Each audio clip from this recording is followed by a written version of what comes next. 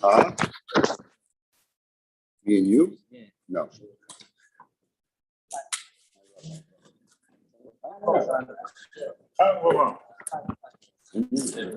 Dan mittlerweile die Jule selber kriegen wir einen Namen. Als dan de vraag uit Jule. De fetus. Die gewähren in der Nähe von Jochen Zoll. Ist das der erste Frage uit Jule. De ganze Rede ist nach oben. Bis. Ja. Ja, da oben steht. Stolz.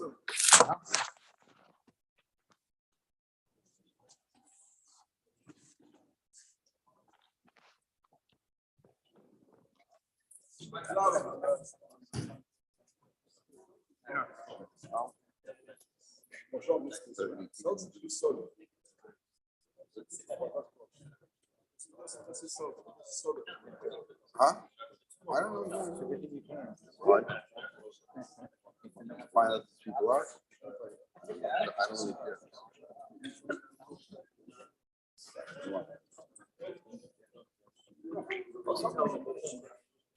Gentlemen, tequila arriba.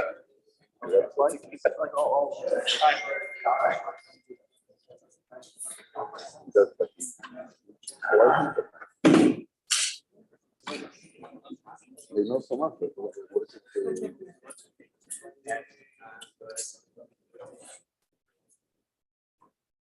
Be a cut from like sitting like you control you can't get it.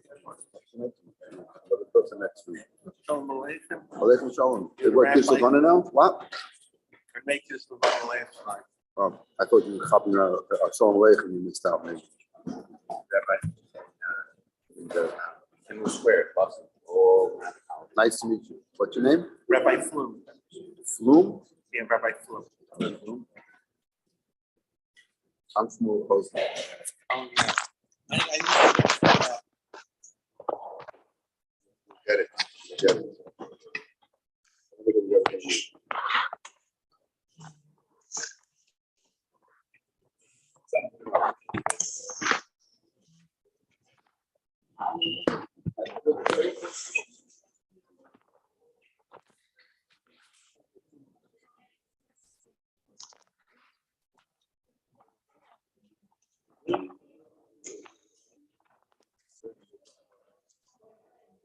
Are people tired? No, go. Shabbat.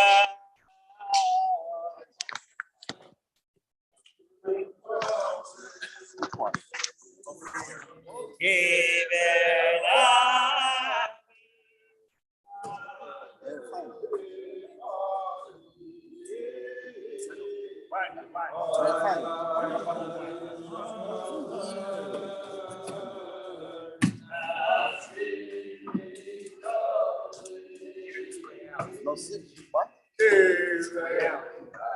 Don't worry about it. I'll let you go. I'll tell you everybody. What are you saying? Where you work? I can't hear you so far. You gotta come in. Mama's coming in.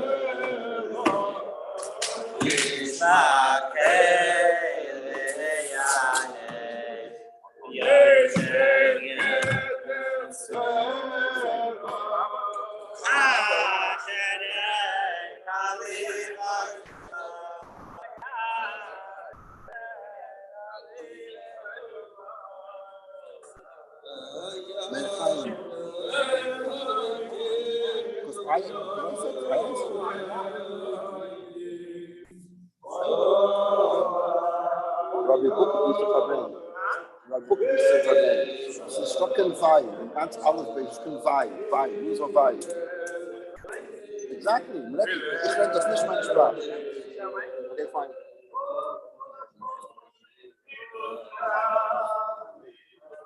So, what's it?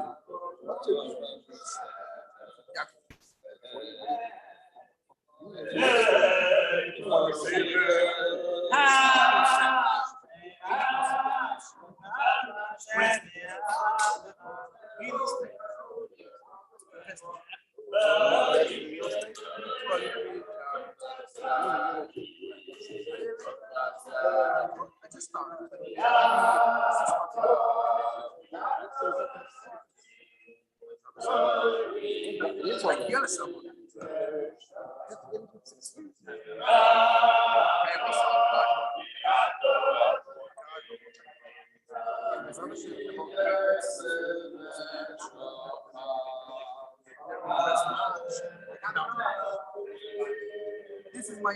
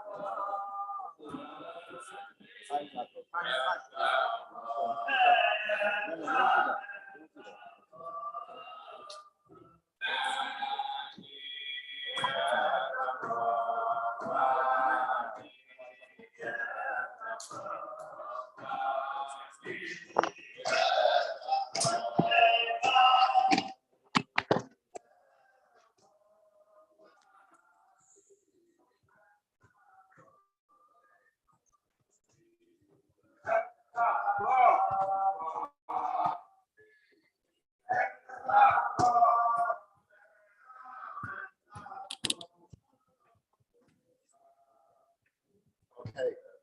Now that we got the good excuse of looking down, do they stand a certain measure of Of course. I don't know. I don't know why he invited me here to talk to guys like you who know everything. I know nothing. But I don't know. In my head, I don't know. Let me tell you something. Let me tell you.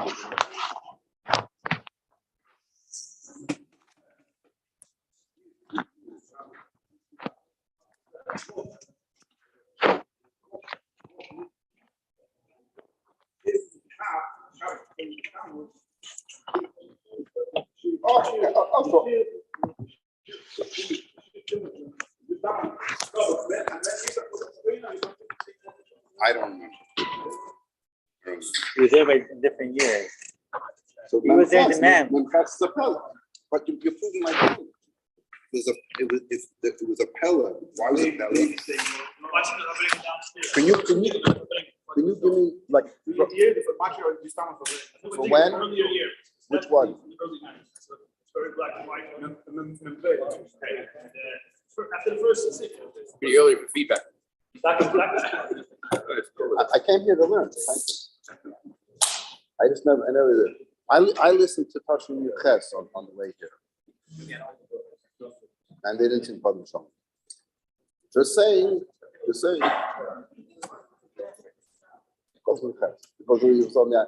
So here's the story, folks. It's a pleasure to be here.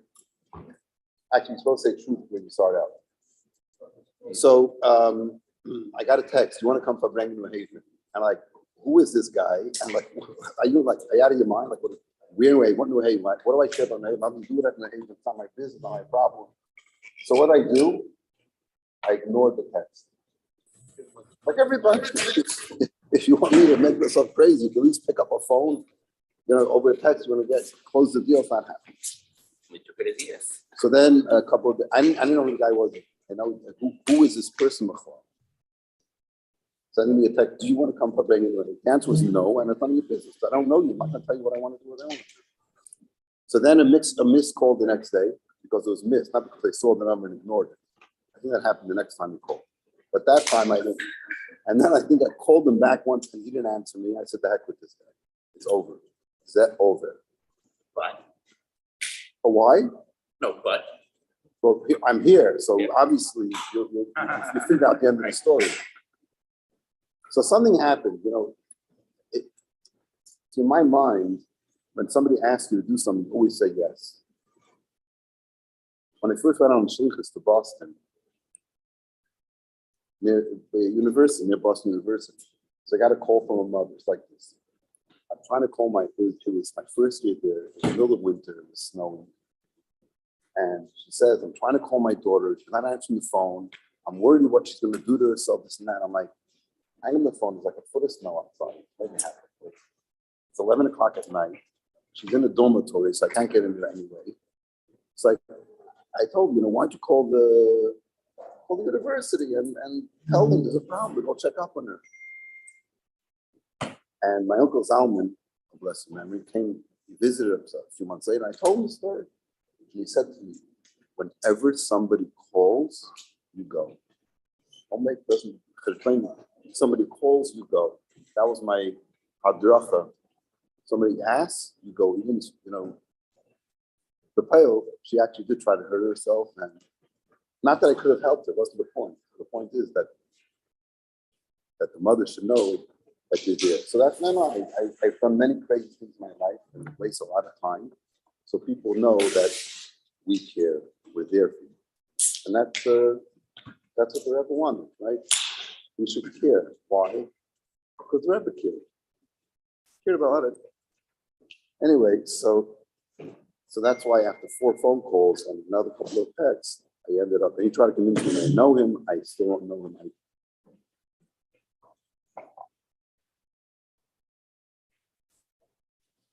So I was in New York last week because my father was in hospital, trying to get better. And I went back to Boston and came back. So I figured, I was in Boston for Shabbos.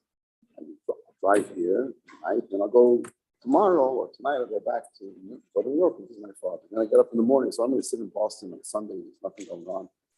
So I'm going to go to New York and see my father, and my wife is there. My son from Portland is there, and children. Go visit him. What am I doing the way? And I figured, what am I going to do Sunday? Getting ready for this occasion to start bringing. I had no idea who was going to be. I didn't know it would be like a genius like this guy who knows exactly when to sing to me. I had no idea what kind of people are going to be. And he said to me, he said, can you turn your phone off? You don't want to make it stop clicking? I'm going to get a headache and a stomach ache. Stop. Goodness. I'm very, very sensitive.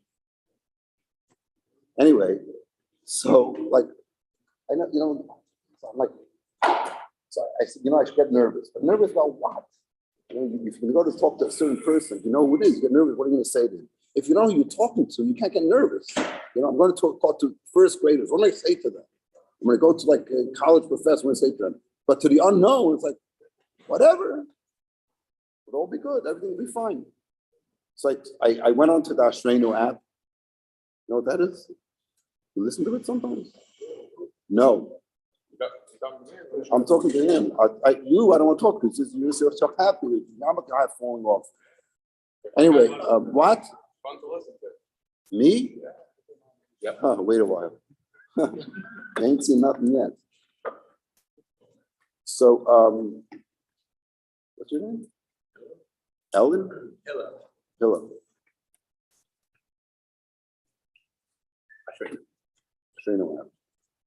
Turn it on, touch and chai. Beautiful Fabrengen. I mean, I hate when people say that.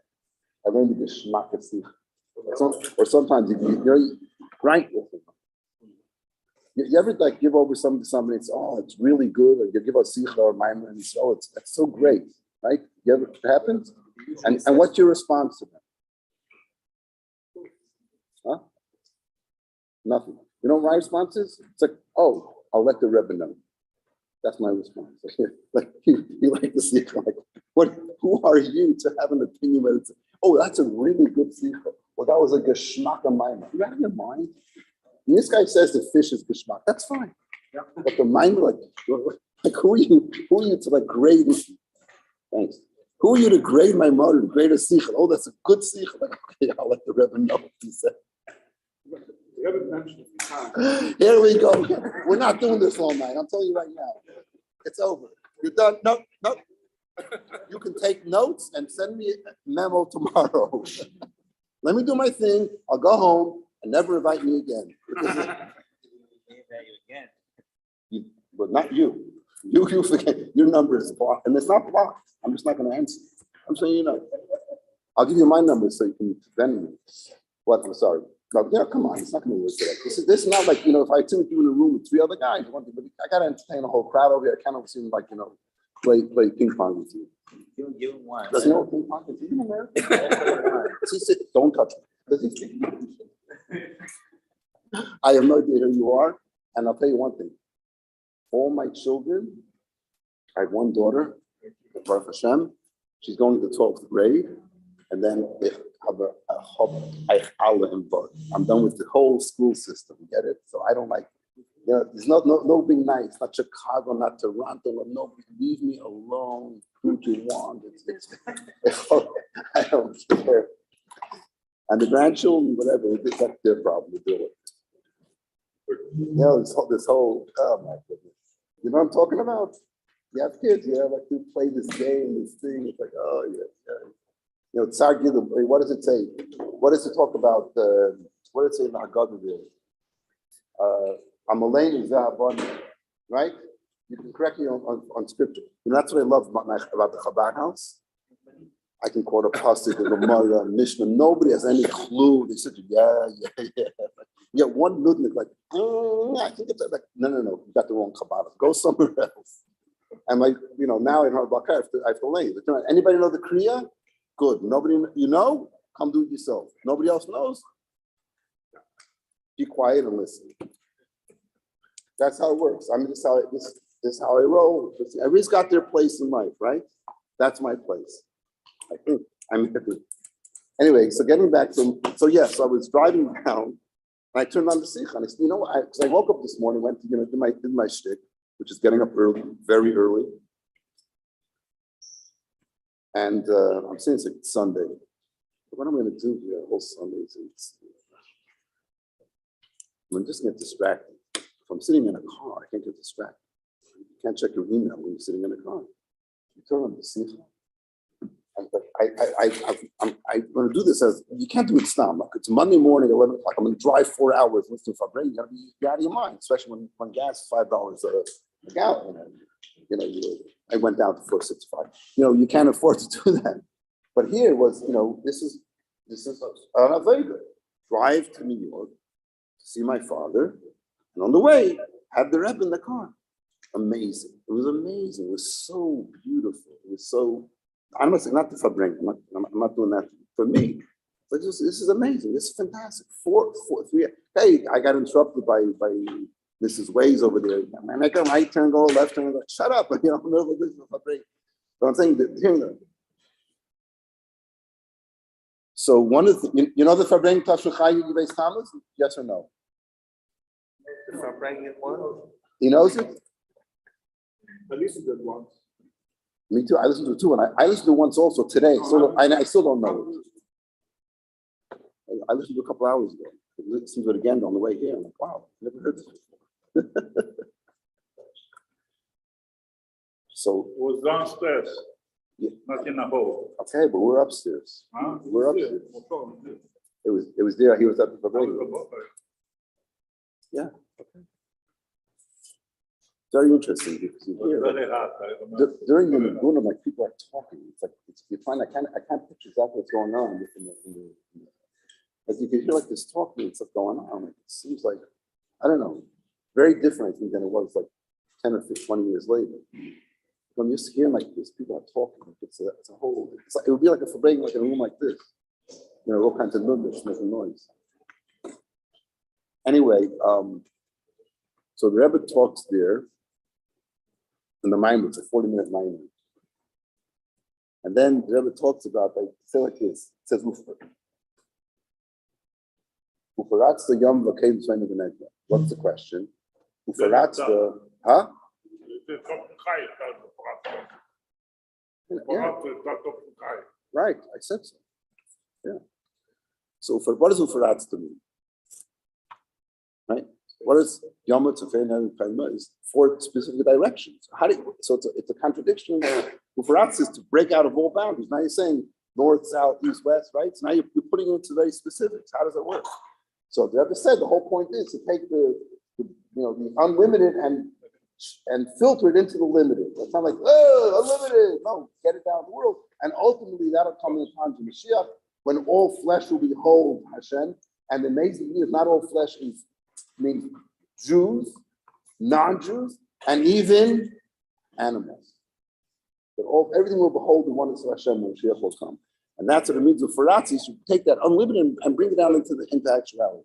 And there it says that applies to Torah and to Tefillah. That a shul has to have a structure. According to Halach, you don't just dive in the middle of an empty place. You have to have a structure. Sending as a base manager has to have a structure to it. So you're taking the unlimited Torah, unlimited Tefillah, and putting it into a structured place. And at this time, in Eretz Yisrael, in Kfar Chabad, they just inaugurated a new shul. And so say L'chaim, and say L'chaim. Okay. That's the shul. And then interesting, in that Sichos, the Rebbe says, here, it says, it's like this. By them, it's already early morning, and perhaps, paraphrasing, they're still fabranging, which is like, you know what I'm saying? Like, everybody can envision this. They're sitting in Kfar Chabad, there's no hookups then, right? So what are they doing? But they have it, and over here it's for chatzos. And then the Rebbe explains the concept, and I'm not going to try to have the idea that, like, it's like we daven Ma'ariv at 9 o'clock, right? In a different time zone, it was 9 o'clock, 3 hours ago. In other words, so how does this work? How does it work? When is in heavens, what's going on? If we're davening, saying, oh, now Hashem is in the Ma'ariv. Imagine you're serving the king breakfast, right? When's breakfast? Chakras. But if you go like different, so what, the king eating breakfast all day long, and then eating lunch and dinner all at the same time, because there's always, it's 5 o'clock somewhere in the world, right? So it's chakras sometime in the world, someplace in the world. So the Eibush is hearing chakras all day long, and mincha and ma'ariv. So what's going on? So it's saying that that each time has its place in Shemayim. Anyway, fine. The sikh is over, and then it says, are there other people that are building buildings? They also need the idea for ufarat. They should say l'chaim, right? And I'm driving here. That puts this into perspective. I'm driving from Boston. Left Boston at 9:30. It's 12 o'clock. Whatever. My wife is calling and wants to know this and that, and some other kid is calling because he called me because this thing's not working, is it? Yes or no? Oh man. Okay, it's not working. So anyway, he calls because he got a ticket because he jumped the turnstile. I'm saying, Aaron, what did you do? And that's also his problem. You know what turnstile is? The train. Yes or no?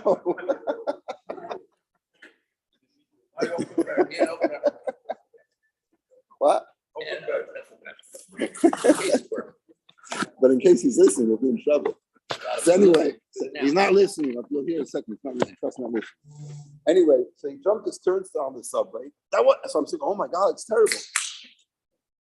But that wasn't the problem. The problem was the guy gave him a ticket, and he said, I tore up the ticket and threw it away, not in front of the policeman. I threw it away. Now he's worried, what's going to happen? What's going to happen? I didn't come. Like, what do I do? What do I do? I'm like, dude, chill out. This is not the biggest problem in the world. It's probably a $25 ticket. And you understand, I'm like calmly trying to explain to him that you took your ID. They know they filled out the ticket. It's in some computer somewhere. But he's in a tizzy. He's stressing out. So I'm trying to calm him down. I said, one or two things is going to happen. Just listen carefully. It'll go through the computer. In a month from now, when the ticket's overdue, they're going to mail you a notice, and it'll be a fine plus an additional penalty. You'll pay it off, and you're fine. Or they're going to catch you. You do something wrong, you get arrested again, and then you look at your records. So if you keep clean, you'll be fine. And I have to repeat this 3 times. I said, now repeat back what I just said. Then while he's talking about it, he says, I was so drunk. Like, oh. Now, this is the kid that I know. He's actually, he's Russian parents. Are you Russian? Are you Russian? You, not you. You're obviously American. Your dad, I guess. Or your older brother. I know what that is. Huh? You're not a Russian. No, Ukraine? If you're Ukraine, people give you money. Because, oh, the Ukraine, you feel so bad for them. Anyway, so I know this kid. I was close when we went to school. He graduated a few years ago. You know, look, a kid tries hard. And he says to me, my life is such a mess. When I was learning that, everything was going well. I said, Pitas, you fool. Not that. Anyway, so I convinced him he has to go to AA. So this is in the middle of this is the interruption to the Fabrengen. I'm not telling you this time. So as I'm trying to Fabrengen, I have to counsel this guy to go and promise him 4 times. You're gonna go, I'm gonna go. You're gonna call after you hang up, you have to repeat. What are you gonna do? I said, and if you don't go to the AA meeting, don't call me back. Anyway, so that's another subject about it. I said, Aaron, you're addicted. You have an addiction. Every time I talk to you, it's either you drank the night before or 2 nights before. He says, yeah, sometimes I wake up and there's a half a bottle of cognac and I drink it. I said, you're an addict. Go to AA. I wasn't laughing, and I'm not laughing now either. Because you don't know who he is. It sounds like a joke, but it's not a joke. It's very serious. And yeah. Getting back to the Fabrengen of Tafshin Chai.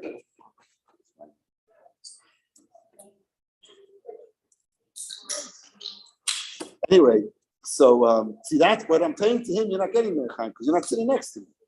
This is the good stuff. Everything else is done. But fine, you can sit there. It's fine. It's fine. I'm okay. I'm okay. So the Rebbe said, whoever else is building a building should say l'chaim. The Rebbe calls out, Castel from Boston, Zak l'chaim. I'm like, oh my golly, I'm from Boston. You know Castel is? Yeah. Who is he? He's in New York, the library of New York. Right. We're not talking about him, we're talking about his father, who was the head of the yeshiva in Boston when Rabbi Smith was hired as a teacher. You didn't know this. Rabbi Reinix, you knew this? No. He told me you're a historian about the Bible. You didn't know this. I want to tell you something else. Wait, are you his lawyer? You told me he's so real estate. You worried about him? You have a problem? We had a thing for Imam Hamas a week ago, right? And it was Lamed Sivan. So somebody dug up. The Frierdiker Rebbe came to Boston. Those cans are so noisy. It's like an explosion in my ears. Let's open all the cans at once and I'll go with therapy. So they found the thing and it was held in congregation of Ateret Israel in Newton.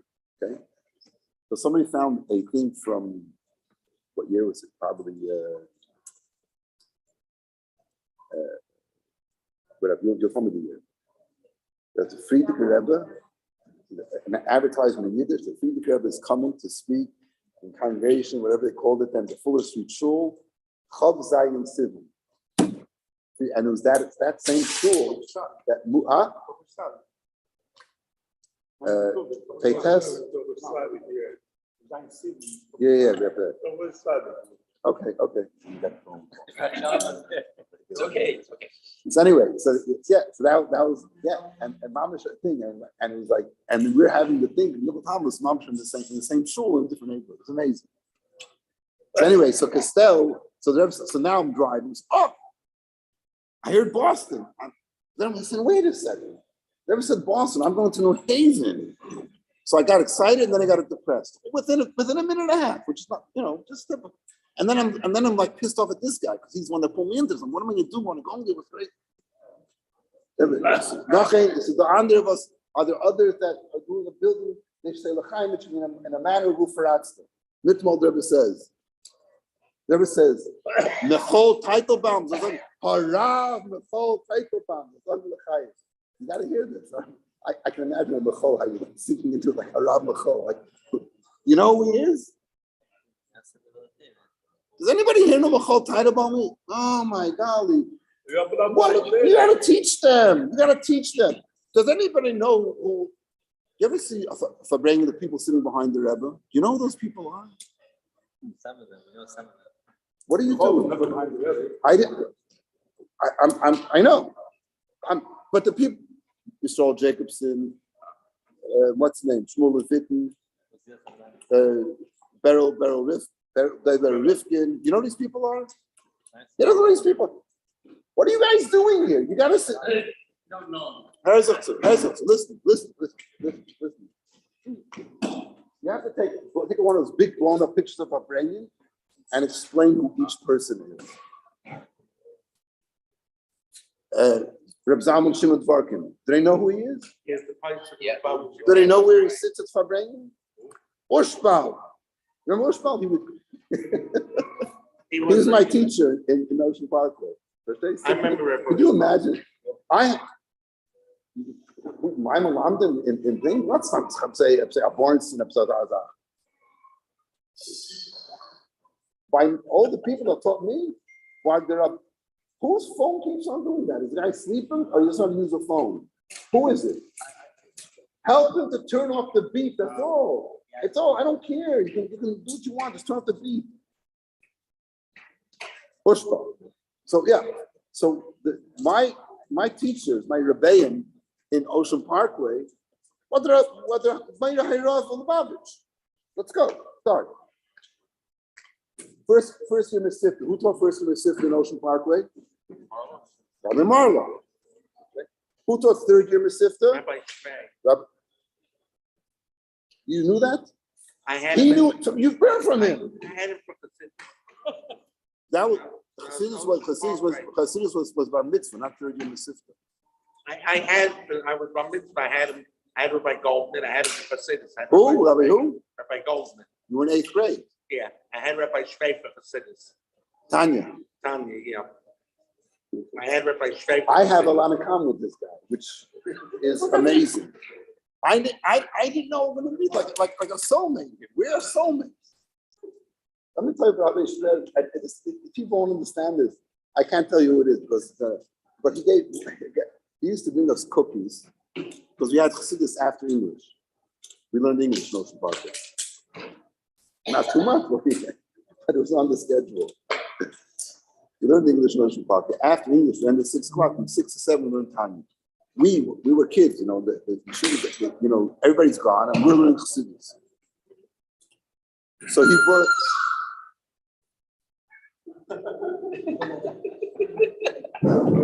So he brought us cookies. Before. Oh, it's feedback again.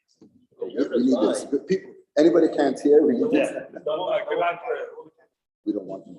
The remote people. Go talk through. Yeah. Okay. Not too close. So to click the phone will click, make everybody wake up. Anyway, I can't hear myself. Too close. Okay, lower it. Okay. Anyway. Okay, I'm not gonna tell you that story. Let me get it. But he gave a kid a smack. He's like, oh, whack. He's in chutzpah. I just remember this crazy. Oh. And so that's what one to the policeman. He was normal, they didn't get away. Anyway, we used to get it. But he taught us Tanya. I think that was, and who was in the Zal? Mashgiach was Yisrael Kavsi. And who were the two Magid Yishir of the post Mesivta Zal?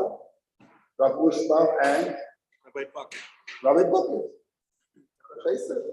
No, right? We had no idea who we're dealing with. Rabbi Marlow was the best teacher. He was the best teacher. Come Friday, we're going to be Mavi Seder now. We didn't know what Mavi Seder was. He started, in 25 minutes, he's done. That's it. Hilchas Shabbos, he told us over. I mean, he'll pay something. He said, is it going to be a task? I said, yeah, there's a 7-day, 9-day task coming up. That was bad. Anyway, we got sidetracked. Oh. Let's see.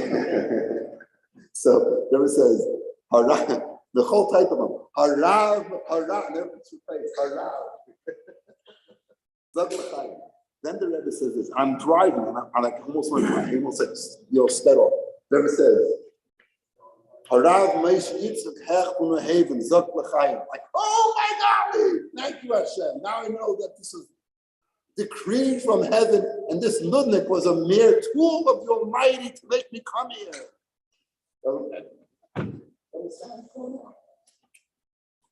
I love Hashgacha Pratis. I love it.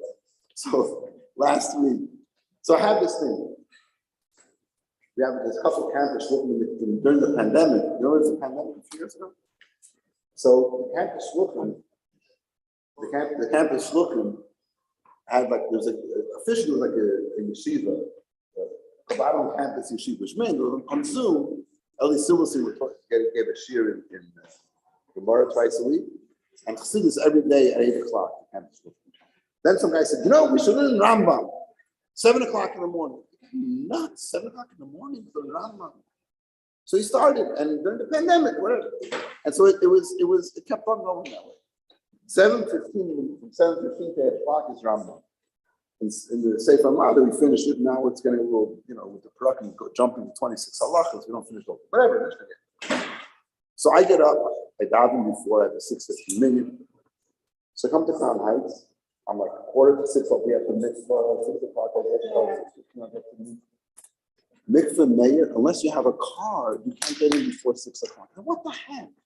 What is it? What is this all? Who decided this? So I'm standing and saying, so I went in one day and got in. Next day, so I'm going to go there, and maybe she's going to help. I'm going to get in. As I'm walking, the guy walks up. Sasman, who I know, my son and his son are good friends. And he walks out and says, Hashgacha Pratis. And me and my mom, because I had this all planned out. I said, with God, I'm going to go there 5:45. You make sure, make sure that somebody's walking out or walking into a car so I can get into the mikvah. I walked there. So I blurted it out because in my mind I was thinking, this Hashgacha, and he was like a smile, like, it's 6 o'clock in the morning, dude. What are you getting heaven on? But it was such a, you know what I'm talking about? Do you get into Hashgacha Pratis? I sit in like, let me tell you something. You know how difficult it's dealing with students? It's like, this kid I know for years and years and years. When they find out I have a girlfriend. She's Jewish, she's Jewish. It's going on for a couple of years. Called last week, we're getting married. So she's Jewish. Yeah, she's Jewish. Her mother's Jewish. Her mother, Epis, her grandma. I said, oh my golly, Ian. You can't, and I'm like, Another guy, he's married to girl. I got the invitation, right? Listen, we can't have this one. It's on a wedding invitation. Top of the wedding invitation says Baruch Hashem. I'm like, wow, this guy, Kam Kana, with them getting to put on film and met him. Putting yarmulke on when he came for Shabbos. He's a medical student, right? Doctor. I get his wedding invitation. I was here in California a year ago and said, you gotta find something, I'm gonna come to your wedding. Find it. Where I'm gonna come to your wedding. I didn't even think about time to get, of course he's Jewish. He's the first of all, of course he's Jewish. Get the wedding invitation. As a Baruch Hashem base head. Oh man, that's amazing, right? His name, her name is completely Asian, Chinese, Japanese, Korean, I don't know what the hell it was. Her mother, her father, everyone. Oh, so I sat there like, what do I do? So I didn't do anything. So I'm thinking, what am I saying to him? So a couple days later, I said to him, how are you doing? He said, did you get it? So, and in between this, I'm waiting a day. What am I supposed to say to the guy? You're going to burn him in hell. I'm going to kill her. Who is she? I'm going to kill her. What am I supposed to say to him? So I don't say anything. So I wait another day, and I write back to him. I said, should I laugh or should I cry? He says, you should laugh. She's converting. So then he said, converting how? What? Reform. So then I sent him a long text. I said, you know what? I want to talk. I want to have a phone conversation. We actually got a phone. Zoom. Me, my wife, him, her. And I'm trying to explain to her. I said, what do you say to an Asian woman who's like, so we're going to this reform. I said, tell me what's going on. I'm going to this reform place. It's very progressive. What is very progressive mean? I'm going to leave that to your imagination because I don't want to blow these innocent minds, right? LGBT, great. So I tried to explain to her for an hour, and I'm trying to be nice, but they tell me that. I said, you know what? I'm going to give you a homework project. I want you to send me an essay describing the difference between Reform, Orthodox, and Conservative. She said, so she writes back a week later, 2 weeks later. The Reform thought the best way to preserve the Jewish Jews was to assimilate, whatever. And the Orthodox felt the best way to conserve Judaism was to say with the law. Rebecca said, do you see what you say? This is conservative, this is maintaining Judaism, this is worrying about the Jew. Anyway, I realized I'm partially wasting my time. So then I sent her another email. I said, I sent her a link to the first page of Sefer HaMabit. That's what God is. There's a God in the world. No response. And I sent her nothing. You know what? Let's make it simple. Judaism is based on the Torah. And the Torah says, eat kosher, keep Shabbos. Did they tell you this in a Reform place? No way. Finally, last night, I see pictures. The wedding was yesterday. I'm laughing. But I'm saying, no, it's a disaster, right? So it can get very depressing. You know, it's a guy that works on it. You know, had a relationship for a long time. Now this other kid, beautiful kid, he puts on film every day. Was putting on film. Now he's like, I pushed him. When he get married? When he get married? For years, I'm telling you, get married, get married. Now he's getting married. Finally said, is she? She's not sure. But I have all conversations. I'm realizing I'm wasting my time. He's getting married in 2 months.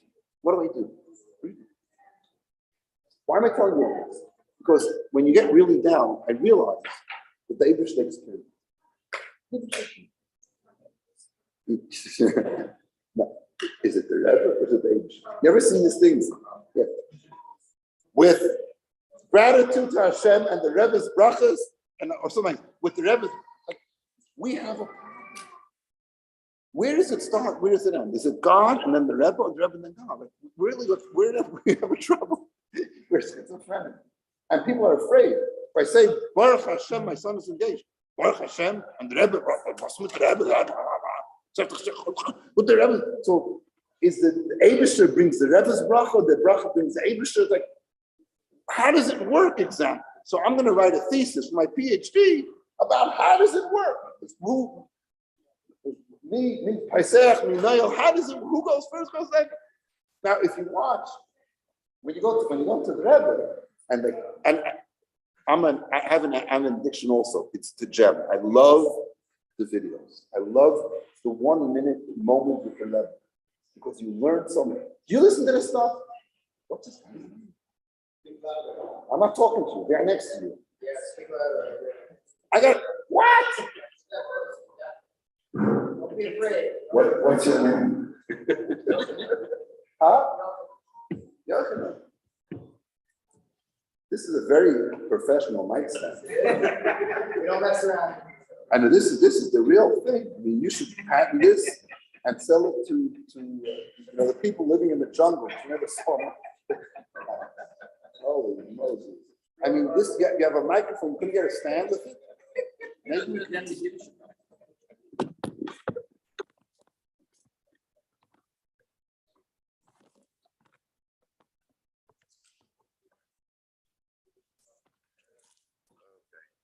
This is much better.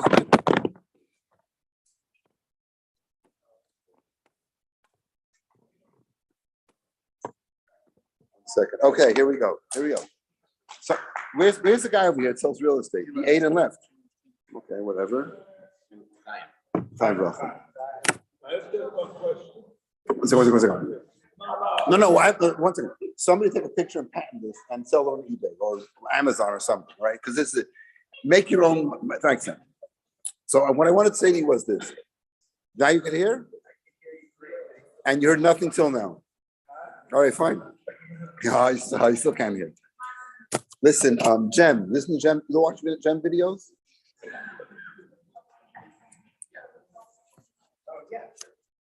Yeah. Hey, I'm sorry, I know it was a stupid question. But if you watch them carefully, and you think about them, it sounds like simple conversation. There's no simple the Rebbe doesn't have simple conversation with anybody. It doesn't work that way. If you listen to it and you listen carefully, the Rebbe is saying very specific things to each person. And the guy because the people that are hearing are not attuned to like pick up the nuances and the specificities of what the Rebbe is saying. Well, the Rebbe doesn't just say something random, like, oh, that's so cute, Rebbe. Like the guy says, they came along and said, oh, Rebbe, we've from the Federation, we've dedicated $500,000 for Jewish education. And the Rebbe says, and you think I'll be satisfied with that? And they laughed, oh, we hope you want to be satisfied. And the Rebbe says, you have nothing to worry about. Right? And they're laughing like, ha ha, hitting it, ha ha, what do you say? Whatever, ha haing it up along. It was a joke. It was not a joke. The Rebbe meant it in you expect me to be you're telling me $500,000? I know what your budget is. I know what you're sending to Afghanistan and to Indonesia, and you're throwing a bone to me of $500,000 for Jewish education. You know how much it costs to educate a kid? You know how much it costs to educate you, kid? Right? So $500,000, you're making me feel good. That was, and the Rebbe was saying was very specific, very deep to it. But so you can listen and understand what the Rebbe is saying. Anyway, why did I tell you this? What was going on before me? Oh. Thank you. You stay sober all night. So the thing was that when the guy comes to the Rebbe and says, last year you gave me a bracha for my friend for children. They had twins. I came back to thank you. And what does the Rebbe say? Thank the Eibishter. Thank the Eibishter. That was automatic. Now we know that. What the Rebbe is the guidepost to that. There's no two things here. Like, this is stupidity. This is idiotic. It's not normal. The Rebbe's bracha brings down the Eibishter's bracha. The Rebbe brings down the Eibishter's bracha to you. It's not like it's very simple. It's not very complicated at all. The bracha is Hashem should. That's how it's done. Not I will. Hashem will. We want the Rebbe to give us a bracha because he has better connection to the Eibush than we do. Because if I was God, baby, I wouldn't spend much time with you. Nothing personal, but just bigger ducks to. How does expression go? I don't know. What? Oh, thank you very much. Give it past this thing. You must be hungry. Yeah, I have bigger things to deal with. You're going to deal with your son. And so that's anyway.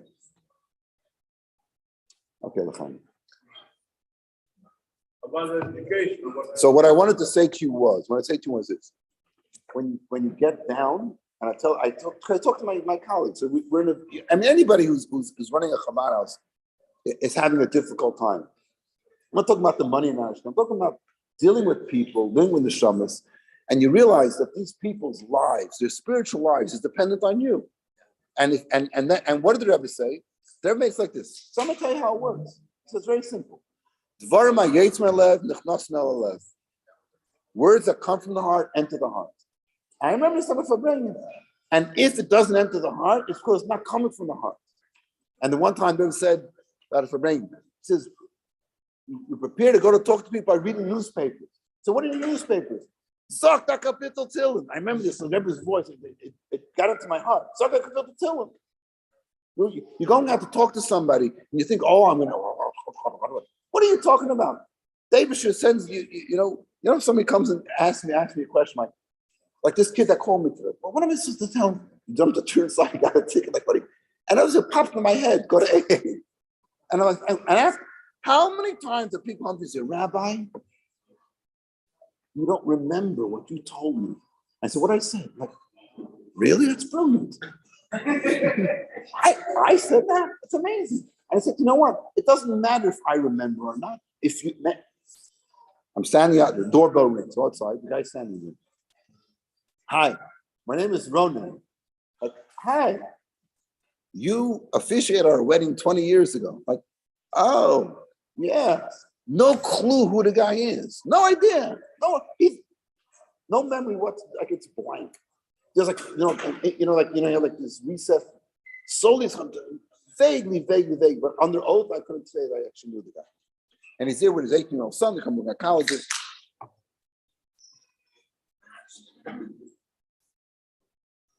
So then he comes in, starts talking little by little, and then the wife comes in, and they're talking, and I still don't have it exactly.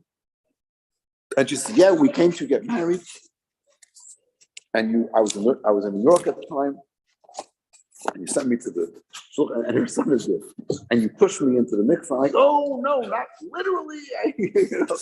But and then her husband tells me, when she wasn't there, she says, he's Israeli, Ronan Ruby. He says, I want to thank you. Because she had those colloquies with the shluchim in Manhattan, she learned how to make a bayit Yehudi, a Jewish home. Both of our sons go to a Jewish school. I'm like, it all came back to me. I remember then it all rushed back with Framingham, Karen Kramer. And I remember she brought her parents to meet me because they were conservative or something. Like, who is this rabbi? He was more traditional. He's Israeli. He wanted to have an Orthodox rabbi. Then he tells me, by the way, you find out how you thought, by the way, the reason we came to you was we went to a different rabbi. And he wanted to have genealogy going back 5 generations. We had our mother's ksuba, our grandmother's 5 generations. That's where we came to you. I'm like, wait a second, do I check out that you're surely Jewish? Say, yeah. You ask all the questions. Okay, fine. Anyway, so he says, yeah, and because she had the con, then I remember the chuppah at the Boston Harbor, whatever. As it was so, and I forgot about it. My mother, of blessed memory's family, her side is not Lubavitch. So I first went out to say, how many people did you make from? I said, no. My wife makes challah for Shabbos. I don't make anybody's from. Make this whole fagrepta fadorben, this whole new hero professional thing. It's good. So who's keeping a cheshbon? That's not my problem. So, right? But once in a while, when David says, you know what, I'm going to send Ronan and Ruben. Then I looked up and actually 15 years ago, they made a donation. Like, where have you been since that? Anyway, today she made another donation. 21st anniversary. Thank you so much. It's unbelievable. It's unbelievable, right? So but what does that mean? What does that mean? Like, look how great I am. No, I'm still worried about Ian, who's supposed to get married this non-Jewish girl in 2 months. That's what this looking at. That was Sean got married. Keep track of what we're talking about over here. You need a scorecard. One guy got married. One guy's gonna get married. They're both shits and they're both. Huh? You can't get married. Anyway, the bottom line is this, my dear friends. My dear friends, one second, my dear friends. We got to keep on going. I remember some guy, I once got a thing in the mail. The guy had a whole cheshbon that Mashiach is coming in 97 years. Mathematically speaking, how many people are going to be Mekar? How people are going to marry out in 97 years already? And if you give us, $18 a month, it's going to happen. And the whole thing figured out. And we're like waiting, the Rebbe says it's going to happen, right? In Tashon Chai, Rebbe said, you should have the farbrengen and don't waste time, just get things repiled, because if you're going to waste too much time, Mashiach is going to come and it's going to be too late. That's what Rebbe says. You're too late, because then there won't be any issues anymore. Everything's been cleaned up. I won't have anything to do. So, okay, 1 second. I'm sorry for screaming at you. It was whatever. I'm really sorry. Anyway, but here's the point. We have to do, what's your name? Barfield? Oh, so you say you go by the last name. Around you, yeah. Around me? Aaron Barfield? Aaron is in Florida, no? Tell your father you met me. I used to call him Peanut. Just tell him that. And he'll know that, he'll ask. Because he was Aaron's younger brother, a little Peanut. Now I wouldn't call him that now. Well, not in front of you. Anyway, Barfield. How's Barfield related to Brickman? Backman. Yeah, Backman, Brickman, Bartfield. You know this history? You should know this stuff. Bartfield's not related? Oh, good friend. It's even better. What greater relationship is than the Tshibum? That's huge. Oh, I hate that stuff. It's a horrible face. Anyway, L'chaim. Okay, L'chaim. I want to ask you a name. Assume you must remember. I was saying L'chaim first.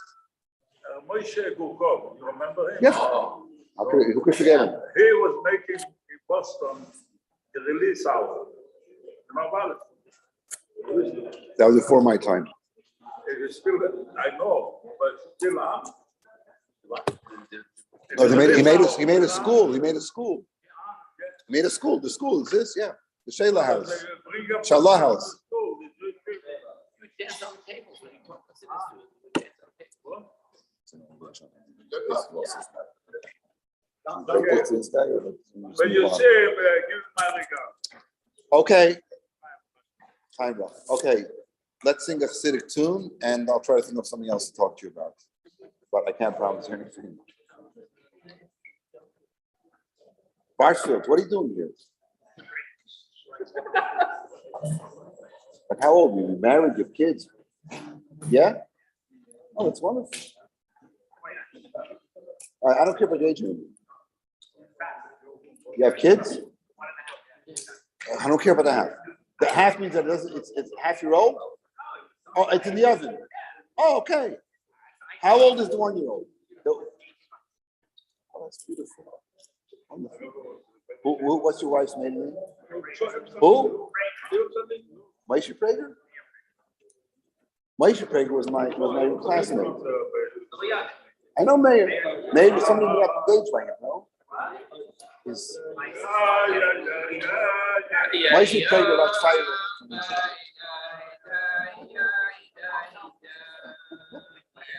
And his father used to sell dry goods. Moshe Prager's father sold that was my reality. We were classmates in Bedford, Maine. I feel that.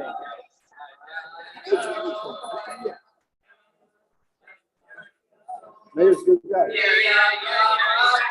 Huh?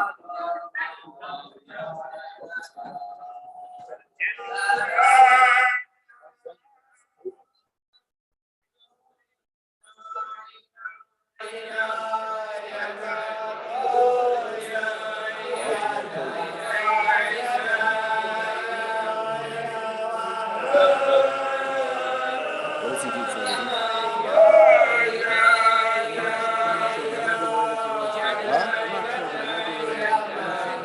There's money. He's doing well. He's here.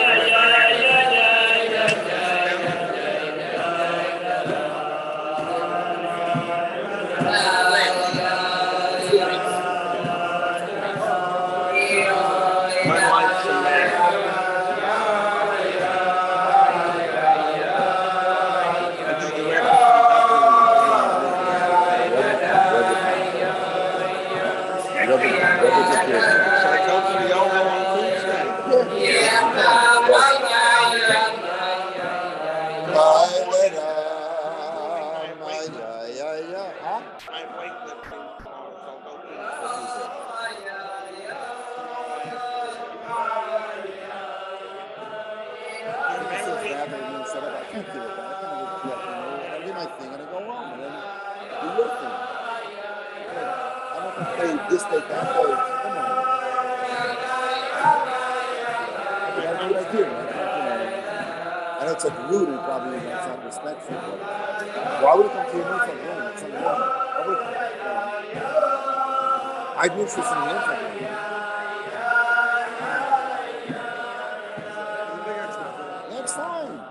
Don't get on my case. Don't talk in public. Can't deal with it. I'm not talking to you. I'm not talking to you. I'm gonna talk to anyone who would have talked to you. Who am I talking to? Him. Him, I'm talking to. Huh? Not tough. Just shut up. It's not about you.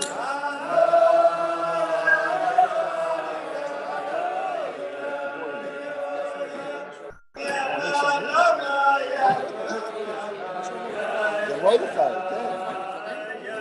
עוד לא.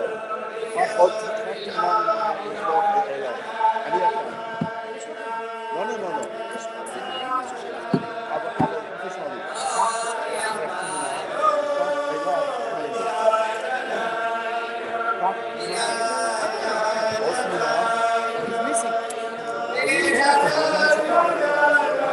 Take a picture. Yeah, he's very easy. Quickly, move, because you're waiting for entertainment. All right. You got to flip it over. Okay, now you have his address. You send me both of them. I will send you his address, better. No, whatever. Do it. You send them both. Yeah. Red of English. Where's Watford? You know. You what? Yeah, what? You know the baby have a right to use dating. Peaceful. Yeah. And he was he run a school. Yeah. He was complaining of very hard. Yeah. Baby have a right to him a long lesson. You know. In this letter. Yeah. He reminds my dating. In this letter. The baby have a right to him about my dating. Yeah. The part was he's talking about the story I made in the book, my father. Here's, listen to this. Here's my grandfather ran a school in Pittsburgh, right? So, and he was like, he started the school and he funding the whole thing was on his shoulders, right? And he would come to the Rebbe for Rosh Hashanah and Simchas Torah. He would sit he would sit right in front of the beam, on the floor, whatever. He was vasing, whatever. Like Kasha Brachman, you have to fundraise all the money. It was a big burden. He said to the Rebbe, I can't do it anymore. So the Rebbe said to him, Al Hashem Yahavcha. No, he didn't say that. This var for safe day b'shur. Var for safe day b'shur. Throw it on Hashem. And they put him in his hand like that. And he moved on. Next day he said, I should have asked the Rebbe, how do you do that? And he rushed on him in the morning. He had to go back, he had to make the bank. Yeah. Let me tell you that the whole Pittsburgh community respect that. They ever said, var for safe day b'shur. Don't worry about it. He's an incredible man. He's just, he was an old-time fundraiser. You know what he said? Mit den Hand, mit den Mehl darf man kuschen der Sefer Torah. Mit den Hand darf man geben Tzedakah. Aber die, was kuschen der Sefer Torah mit den Hand, geben Tzedakah nur mit den Mehl. He said, you just have to kiss it. Your mouth is made to kiss the Sefer Torah. Your hand is made to give tzedakah. Those that mix it up and kiss the Sefer Torah with their hand, they give tzedakah with their mouth.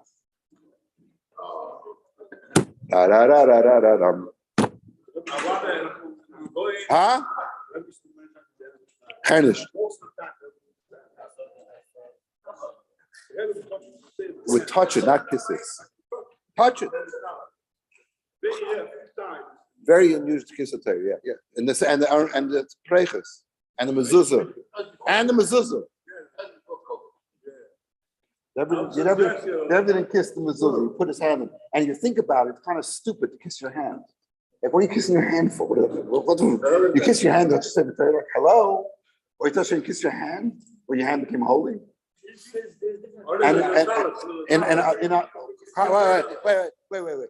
Wait. We'll organize the rabbinic council tomorrow. We'll come and decide this thing.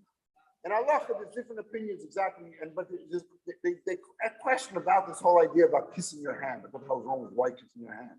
You love yourself. You kiss the Torah's one. But the Rebbe, hold on a second. Some say. Wait, hold on a second. That your hand touched, so you kiss your hand. Yeah, okay, fine. But the bottom line is you're kissing your hand. Don't you understand? You're kissing your hand.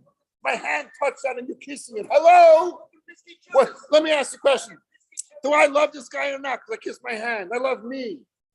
I don't come Piskei Tshuva. Okay, I'm not arguing with the Piskei Tshuva. I'm just telling you, you're kissing your hand. And the Rebbe didn't kiss anything. He touched him when he walked in. He touched him and said, tomorrow you can get up and say, I want to give you a list of things that Posner got wrong. I don't care. I'm never coming back to this place. I'm telling you, if you get this guy to call, you don't tell this guy to call me. I'll go to Bartfield's house and hang out with him. No problem. Give me a call. I text to work. You don't have to call even.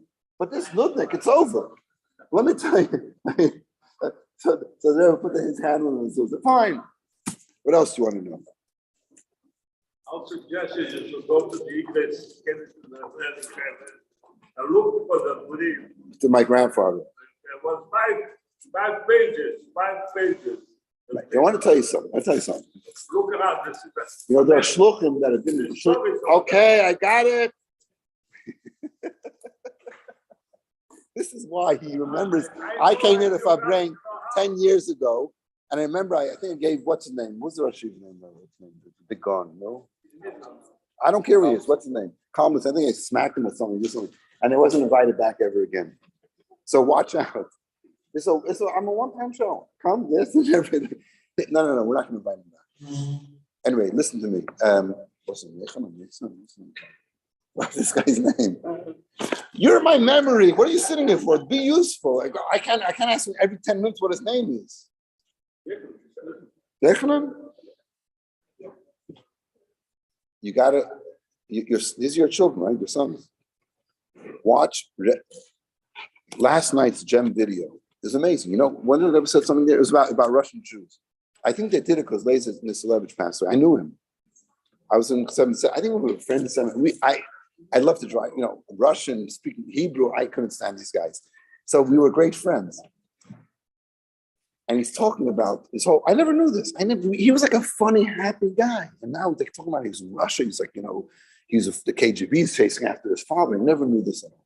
Anyway, but the Rebbe says in the Sikha about behind the Iron Curtain. The Rebbe says the so-called Iron Curtain. It doesn't exist. I'm just using these words as an identity of where it is.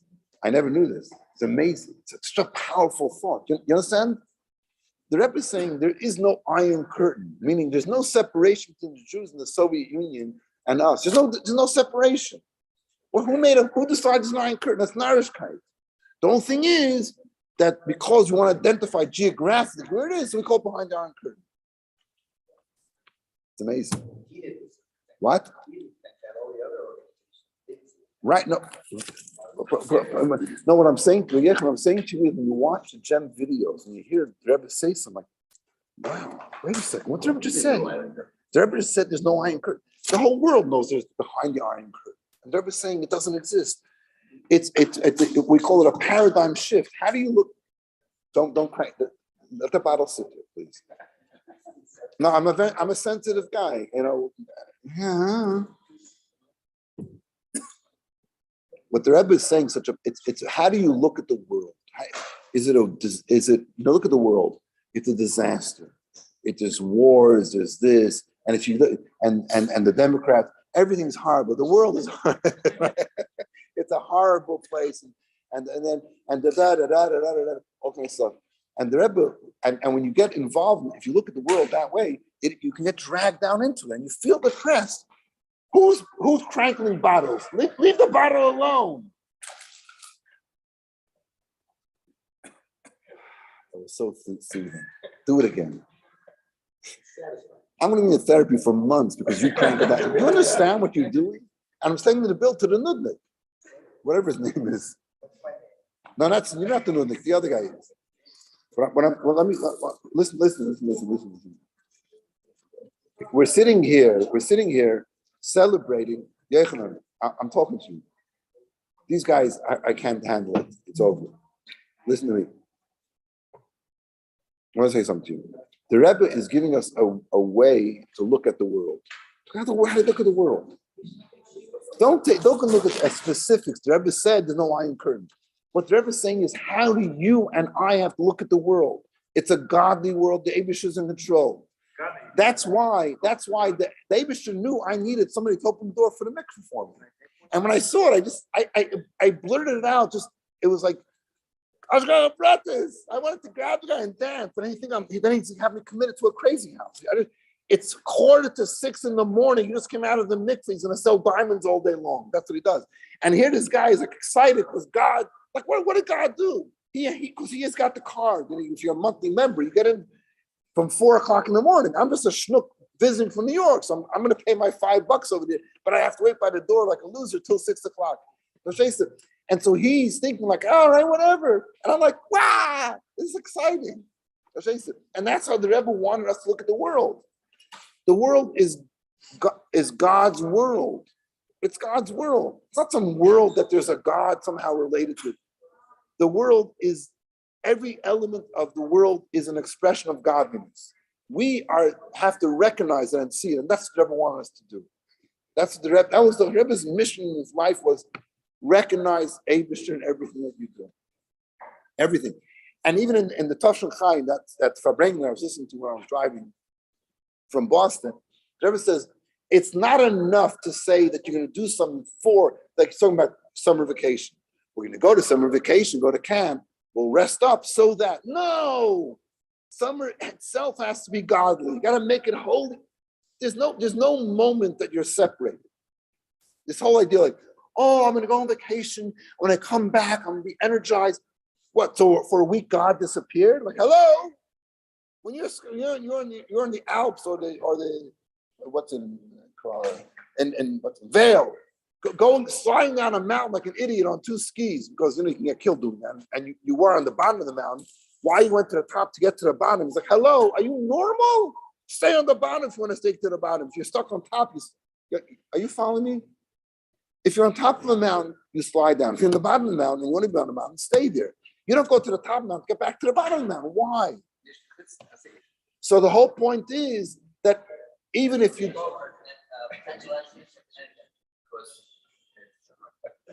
got me on that one.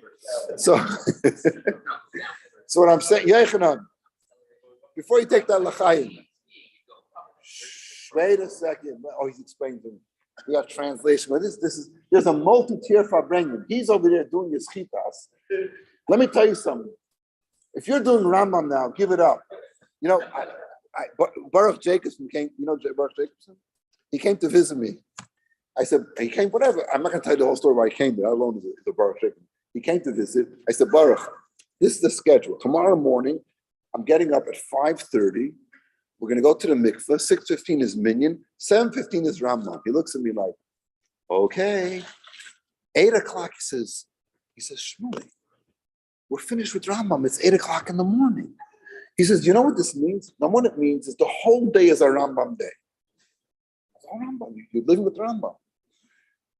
Right? Number 3 was, when you learn Rambam at night, you learn it multiple times. Like you're learning it, and then you look at the Rambam and say, like, I recognize this halach because I learned it 20 minutes ago and fell asleep, and now I remember the halacha. This, so he said, this is fantastic. It's a whole new Rambam.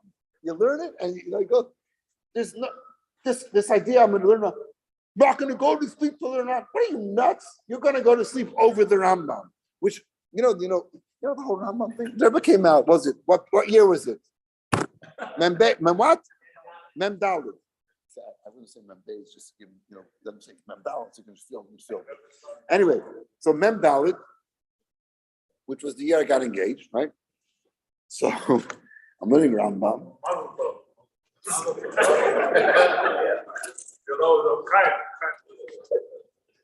It's me. Yeah. you constantly marry. You know, it doesn't. You don't make the mistake once. It happens every single moment of your life. All right. So what was I saying? Oh, so then so the Rebbe said, learn Rambam. Learn Rambam. I have a set of Rambam that's about this high. Who would I get it from? Rabbi Eckhouse. Yankelek, you know Rabbi Eckhouse? 7th grade rabbi. I love you, man. You know, 7th grade Rabbi. And how did you run the class? I wasn't, he gave a lot of time.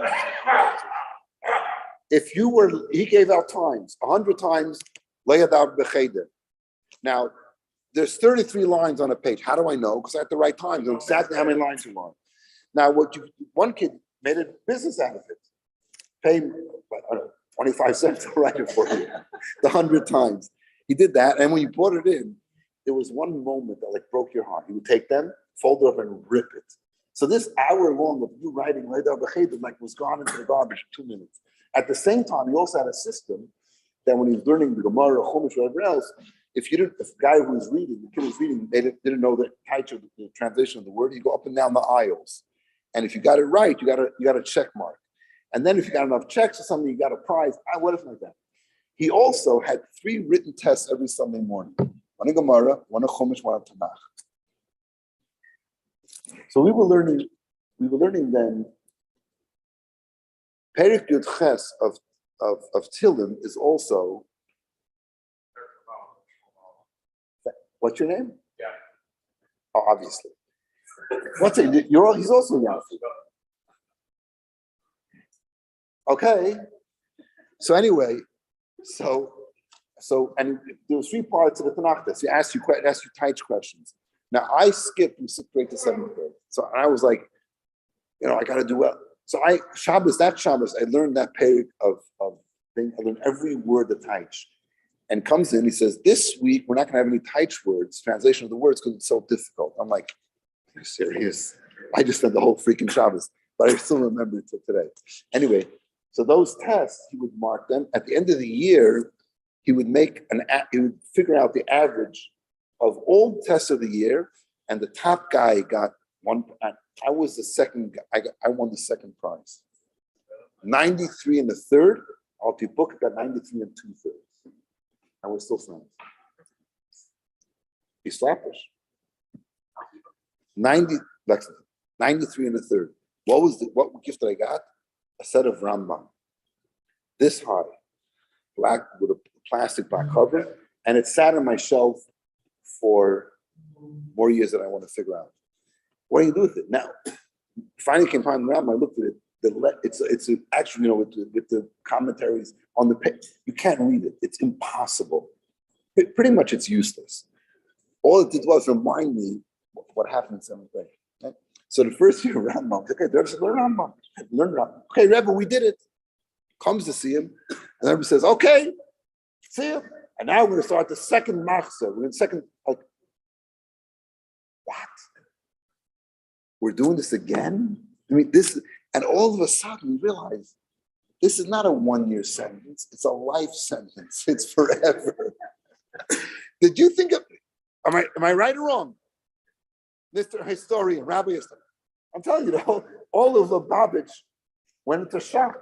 We're learning, guys, emergency meeting. We all need therapy. We're going to do Rambam for the rest of our life. Like, OMH, oh my Hashem, right? Where do we go now? So all of a sudden, every Rambam in every store, it was sold out. You couldn't find, it was like houses in New Haven. You can't buy a house, right? It's all gone. You couldn't find a set of Rambam. They had to do reprinted. But who bought sets of Rambam? Every issue got a set of Rambam. I don't know, but in the year with the Rebbe said, we cannot find the Rambam in no place. Unless I have a set before. What he said, but I don't know. Anyway, let's have some time. Anyway, why did you tell me the whole thing? Oh. So I'm telling you something like this, like this. What's the Barfield's first name? What's your first name? I never asked you. Well, because I asked your name, you said Barfield. No, I asked your name, you said Barfield. That was smart, by the way. Because then you go through the whole thing. Your first one's your last one was your father. Get straight to it. You don't really care who I am. You want to know where I'm from. That's not me, because I don't give a crap where you're from. I mean, I'm sorry. I don't, I deal with souls, and I got guy. You know what I'm saying? Anyway, I don't care. I don't care who you, but it doesn't matter. The highest, lowest, doesn't matter. I had a guy saying, a guy came for Shabbos, an alumni, who came 30 years ago, funny, whatever. I mean, he came for a Pesach Seder, the worst mistake in his life, because eventually he ended up being a Lubavitcher. He went, he did the whole thing. Came with his he has two kids are married. His son just got engaged to Lubavitcher. I'm looking at it. I don't see his wife is with him. His kids don't even, they don't understand. I'm sitting over here looking at him. I'm seeing him 30 years ago, clean shaven, was, Machal this, all the whole 9 yards. And I'm looking like, I'm seeing two, and it's in front of my eyes. I haven't followed him every step of the way. I've seen him in between, obviously. But I saw a clear picture of where he was and where he is. And I'm like, I'm overwhelmed. Like, I'm thinking to myself, if I was like that, would I be like this? You know what I'm saying? And I can't say, oh, of course. Like, not so sure. And that's why I have the greatest respect for these guys. Sometimes I wonder, like, why did you? This God, it must be real, Why else would it happen? You know what I'm saying? So I think for the preservation of the Hasidic community, so I'm going to send these guys on shlichus, because if I'm going to keep them in Crown Heights, we know what's going to happen. I'm going to send them out and deal with the yahoos, and they're going to, more than you give, you get. You know what I'm saying? So anyway, I know, get yourself a partner, Kavrusim, and learn Rambam. I know I'm not going to dictate you in the morning. Take 45 minutes, an hour, and go through it. And it's actually good. It's actually good. It's good stuff. You get a clarity, you learn things you never heard of, never thought of. Some of them, some not. Some of them are practical to what we do. Some of them, it's not important, but the information is amazing. And then, do it. It's what the rebel wants. I did my my pillow was, until my wife, my wife, she bought me a big set of Rambam. Perfect. There was no better pillow. It was a thing. He's full of Sibon Rambam. You're an idiot. Full of Sibon Rambam.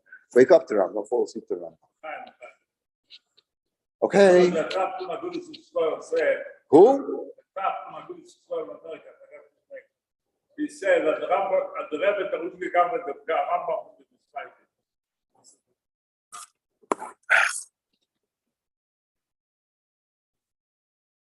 You know the wine rib story? Everyone knows it. Wine rib.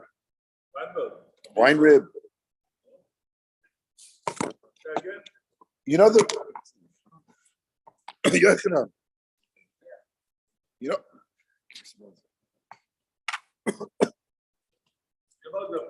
Rambam Moab visited them 10 times a year, but the same guy. They could beat their mix in the road. No.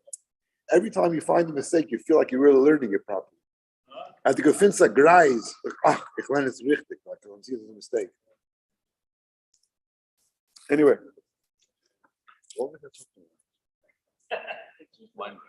A wine rib. Thank you.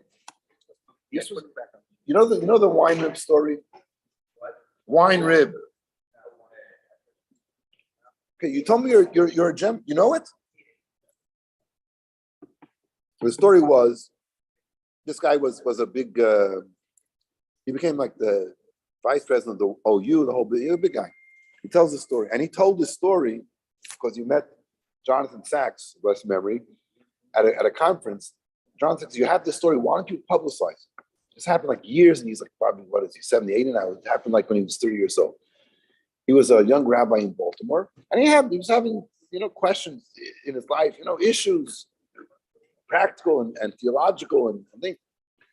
So somebody said, why don't you call the Lubavitcher Rebbe? Call the Rebbe. So the secretary picks up the phone, Rabbi Chaduk, and he says, I'm calling from Maryland, and I'm going to talk to the Rebbe. So what's from the Rebbe? So I have this issue. And he hears, so sometimes Rabbi Chadi would pick up the phone, and the Rebbe would be on it was very advanced technology, he was on the line, at the same time. He was clicked in on the line. So he, and many people have the same experience. They would hear a voice say something, and Rabbi Chadi would repeat it. In other words, the Rebbe would say something, but not directly to the person. He would say, "Ask him," and and you're talking to the Rebbe a second. Over, you ask him, you jump up like, "Oh my God, the Rebbe's on the phone!" Right? So this guy here's a voice saying, "Listening," and Rabbi Chadi said to him, "Sam, there's issues." So he said, "Zogim as already mit Weinrib." In Maryland, he says to him, "There's a man in Maryland called Weinrib. You should talk to him." He says, "I am Weinrib." He says, "What?" He's like, makes me. He said, "But I am." And he said, like he got a life lesson from that. Sometimes you have an issue, you have to deal with it, figure it out. But then he said something else very powerful. He said, from then on, when he ever had issues he had to deal with, he would sit down and learn something from the Rebbe's teachings. He didn't say, but in other words, he understood, which is very powerful for a guy who's not a chassid at all. That not he said that the Rebbe's advice was, don't always look for some outside third source to answer your question. People come to me and ask me questions. Rabbi, is it okay? Like, dude, you're not allowed to do it. You're coming to me because you want me to tell you it's okay, so I should burn in hell, not you.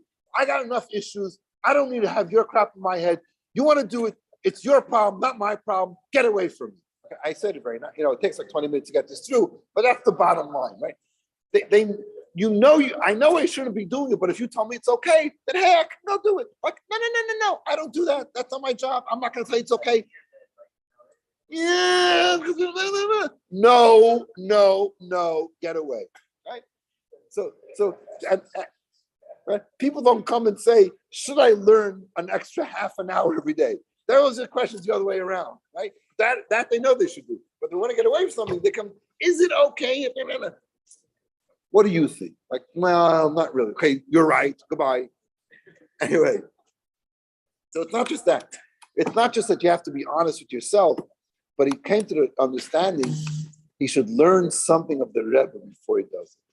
To have that clarity, to have that connection, the empowerment that the Rebbe gave him, that he should be able to resolve his issues. Powerful stuff. Why?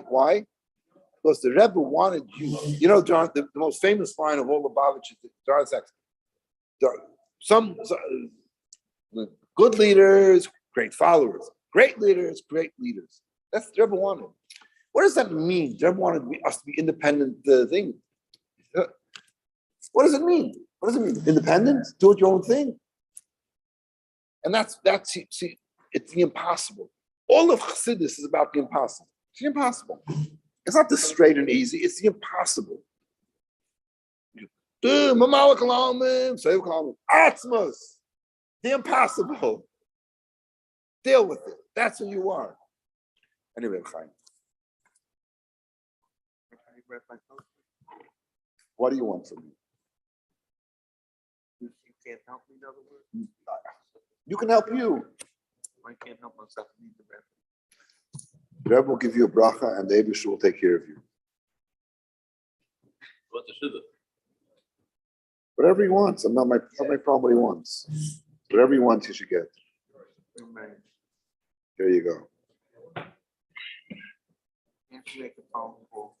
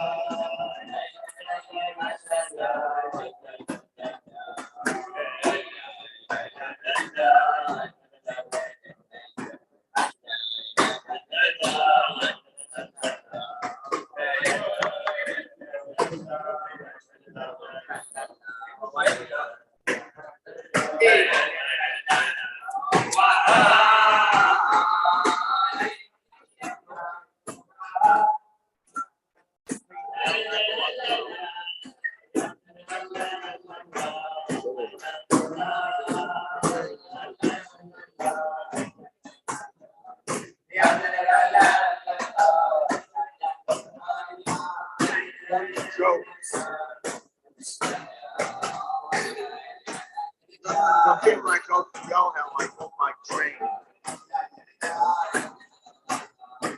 I go like take the Metro North Grand Central, and then I grab the number 6 train.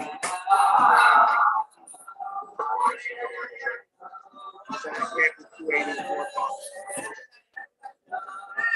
Stop the bus and go.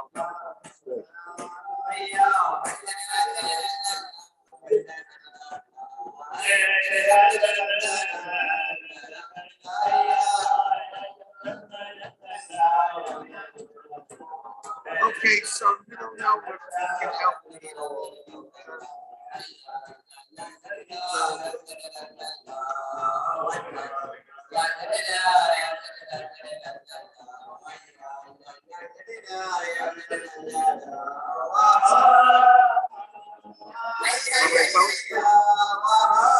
You related to the other man I coached?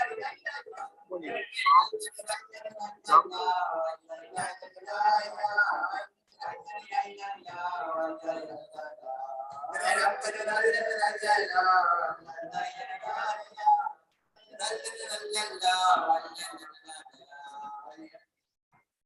Okay, Rabbi Posner, I'm just gonna make a phone call.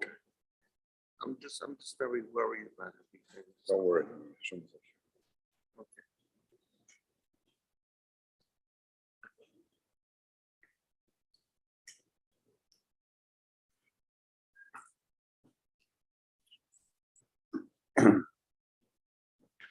Anybody know the Frierdiker Rebbe?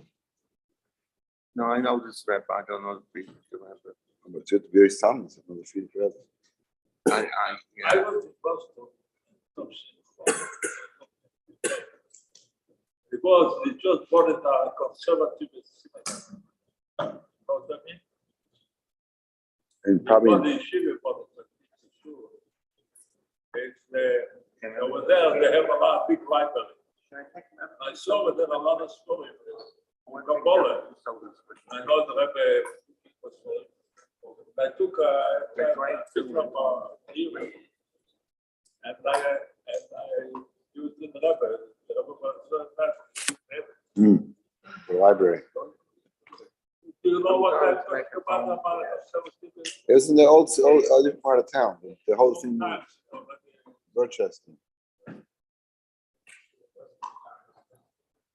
Who's running the yeshiva now? The son of the.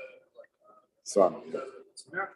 Son, yeah, son. I was known some halfway for a year. Yeah. Who's your teacher? Rabbi Goldman and Rabbi Tshpef for Chassidus. Right. If you bar mitzvah, you're blind to go to Chassidus. Yeah. That's the way it was. Mhm. So I had him to Chassidus. Right. Even though I wasn't in the sector, still I was bar mitzvah for him. So I had him to Chassidus.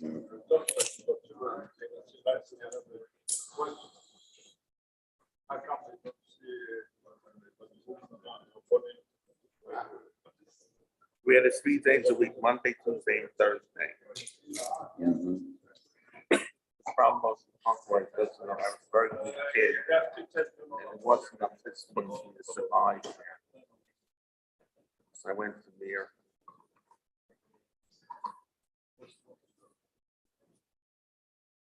But you have a Chabad house or you have some?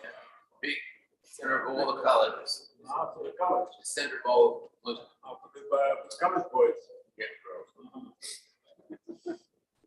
It's a big job. Yeah, I remember about Tshpef to give us puppies. I remember that too. Every year, that's James. I had him after. It was 5:30.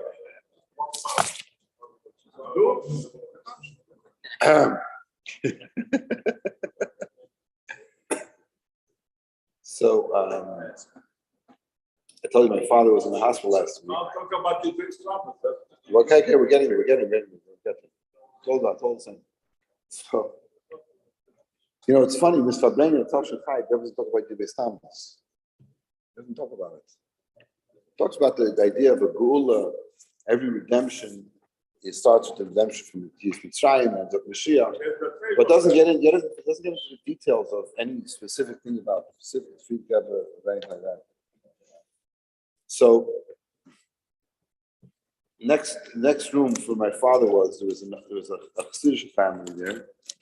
So my brothers say, there were a few family members there that were not Lubavitchers from Borough Park. So they said to my brother, what's your name? Paul said, oh. And they start telling him stories that my father said about the Friedrich Rebbe, that he had with the Friedrich Rebbe. And this, so it means he hasn't told, must be 8-9 years ago. And these guys from Borough Park remember and telling all the details. It was amazing to hear what you following? You got the quizzical look on your face. My father's in the hospital. They're next door. Huh? What I say? No, I just want to know if you understand what I'm talking about. I don't know. You got it? No?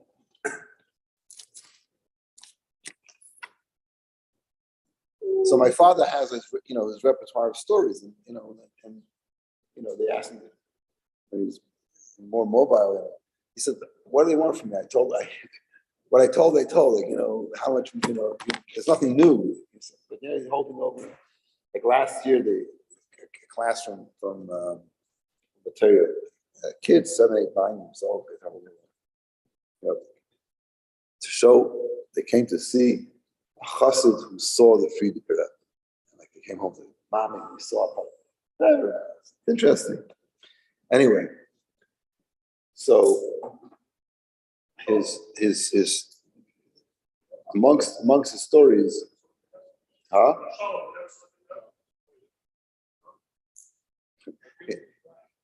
There was once it was Chav Cheshvan, I think, at Shabbos, and the Rebbe said, "As dialogue was some zen, if Rebbe Shav some l'chaim." What happened next? Huh? I don't hear you. Alta who?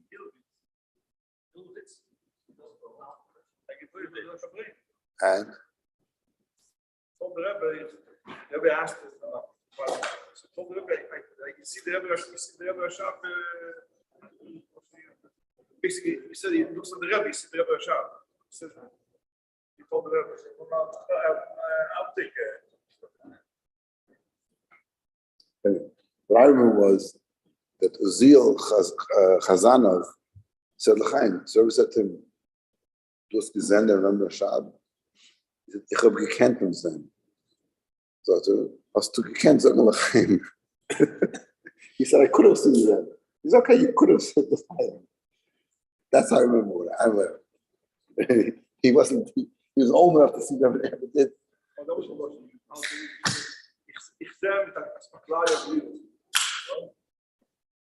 You see the Rebbe was saying that's the client here. Yeah. Anyway, all history, it's a beautiful thing. Don't do it here. I don't play that. Because I don't remember exactly what year it was. Not because I heard it. Not because I heard the thing from rain. I'm telling you, I remember exactly what year it was. What year of my life? It was between this and that. My years. Everybody has their view of the Rebbe when they were in 77. I was there. Mem to Mem Dal, Mem Hey. That's my Rebbe. That's my. You know what I'm saying? Huh? No, that's my photo. It's like that thing. Someone tell you it happened in Mem 10. It's like I wasn't there. I didn't talk about it. And things would change. There was a certain way they would do things during certain years. It would change. And when you were there, that was how you. Like just now in the gym, they had this thing. This woman is talking about when she went in as a girl. Rebbe opened his drawer and gave lollipops. Since when did I have lollipops in his drawer? I've been part of this cult for how many years? Never heard of such a thing. Just lollipops in his drawer. Was the Rebbe lollipops in his drawer? You never heard of it either. No one heard of it. He didn't hear of it. I never heard of it. And she's saying, so because you know, Jem sends out this weekly thing, and I see things. So this is impossible. So I write them. They said, you know what? Before we publish in the book, we send it to you to give your edits. So they said, you shut up and edit it. Okay, thanks a lot. Like a guy wrote, he says, Freddie Hager, he was from England. He pumped because on the way back to England, he stopped on 770. Rabbi Golan comes, the Rebbe was looking for you. The Rebbe was looking for me. I wasn't even planning to come. I was on the way to the airport. So I was like, he wants to give you matzah to take for Pesach. Right? So he writes, and in his tongue, the matzah that the Rebbe person went to the bakery to watch how it was made. I said, what the heck? The Rebbe never went to the bakery. Everybody knows that. The Rebbe stepped foot, right? The story was, the Rebbe said, if I would go there, make it work for the Rebbe never went to the bakery. I said, that's factually impossible. He said it because that's his memory. He thought. Yeah, people, I walk into Rebbe's room, they start storming Rebbe's room like, dude, that's not what Rebbe's room looked like. Because your memory, you know, people haven't, whatever, things like, so you remember things that, the next day acting that way. So a lot of things that kid went, the Rebbe took the kid and put him on his lap. The Rebbe took the kid and put him on his lap? Really? They said, well, look, this person had this experience. We're telling you, like, we're trying to learn more about the Rebbe, not trying to like fit the Rebbe into what we think is what happened. So there's a little tension there between so certain things we know it simply couldn't have happened. The Rebbe never went to the matzah bakery. On the other hand, did the Rebbe have a lollipop in his drawer? This woman is telling personal testimony. She got a lollipop in the Rebbe's drawer. Yeah, whatever, you can figure it out. It's like, really? Okay, that's cool. We know that Rebbe took silver dollars and gave it, what's the name, to who? Many people. She gave us silver dollars for Katzman's daughter, because it was the first one named after the Rebbe Tzimchan. Why do I know that? My wife was the second one, so she didn't get the silver dollar. She got me. It's called a consolation prize in English. It's not, it is what it is. Anyway, what are we talking about? Who's this guy? Who's that guy? That guy. Hey, with the beard. No? That's Kessler? Put your hat on. Look how freaking, Nowadays, with the daf game, this one, main of the dus van day. No problem.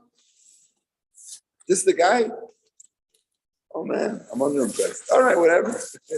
Don't worry, it's just me. Don't worry about it. It's all good. Nice to meet you. Wow. There's really people, big,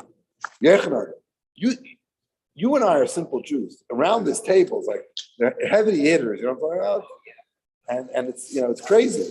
And I'm doing the talking. It's not normal. It's not normal. It is what it is. So here's the story. Quiet. No, they're quiet. So here's the story. You do what you have to do. The story was that my father and a lot of times my Uncle Zalman were going back to Chicago. My grandfather and grandparents were in Chicago at that time. And so there were, I was in 42, 41. And they were going back to Chicago, and they would have yechidus before they went. They had yechidus on Sunday night. Their bus was Sunday morning. So he said to Rabbi Simpson, "We have to go. There's no yechidus on Thursday night for some reason. So don't worry, you're going on Motzei Shabbos. Comes Motzei Shabbos. Rabbi Simpson lived in Borough Park. He wasn't there. What do we do? So they went to Shmuel. He said, call Rabbi Simpson. Anyway, bottom line is he called that. Rabbi Shmuel said to him, just go knock on the door and go into the Rebbe's room. You imagine knocking on the Rebbe's door and walking in. So my father, Zalman was older. I said, you knock, I'm knocking on the door. Knock on the door, they went in. They walked in and the Fidji gave them this beautiful smile. And they relaxed. There's two times, whenever two stories get mixed up. Anyway. So then the Friedrich Rebbe asked them, he said, how you going to Chicago? He said, we're going with a bus. And what's Vasa mit davening? Is in bus, on the bus. With tefillin? With tefillin. Then the Friedrich Rebbe said to them, ihr seid mein Kinder. Bei der Eltern seid ihr fleischliche Kinder und bei mir seid ihr ruchnische Kinder. Und du sollst nicht sein die Kinder von the street. The Rebbe said to him, you are my children. By your parents, you are physical children. By me, you're spiritual children. And you shouldn't be like children of the street. Don't be like children of the street. Children. And Reb Shmuel said, nay, from the gas. He said, no. The Rebbe said, street. That's part of the law. And the other time, the Friedrich Rebbe said to them, the matter from the Platz und des Mann seien von dir zufrieden. Aber amol, sie werden gar anders. According to the circumstances of the time and the place now, we're satisfied with you. This American kids in 1941, 42. But the way it was in the old, it used to be completely different. Shasta? So the Friedrich Rebbe, only a couple of points. And one is, Friedrich Rebbe said to him, one thing I forgot to tell you. He said, first from bus. And they said, this is warm from bus? Is it warm on the bus? And they didn't know what the Rebbe was saying, because he was hard to, and they didn't expect the Rebbe to ask him. Friedrich Rebbe said, is it warm on the bus? Going on a bus for 24 hours. But in 1941, the buses weren't doing 80 on the highway. This is warm from bus?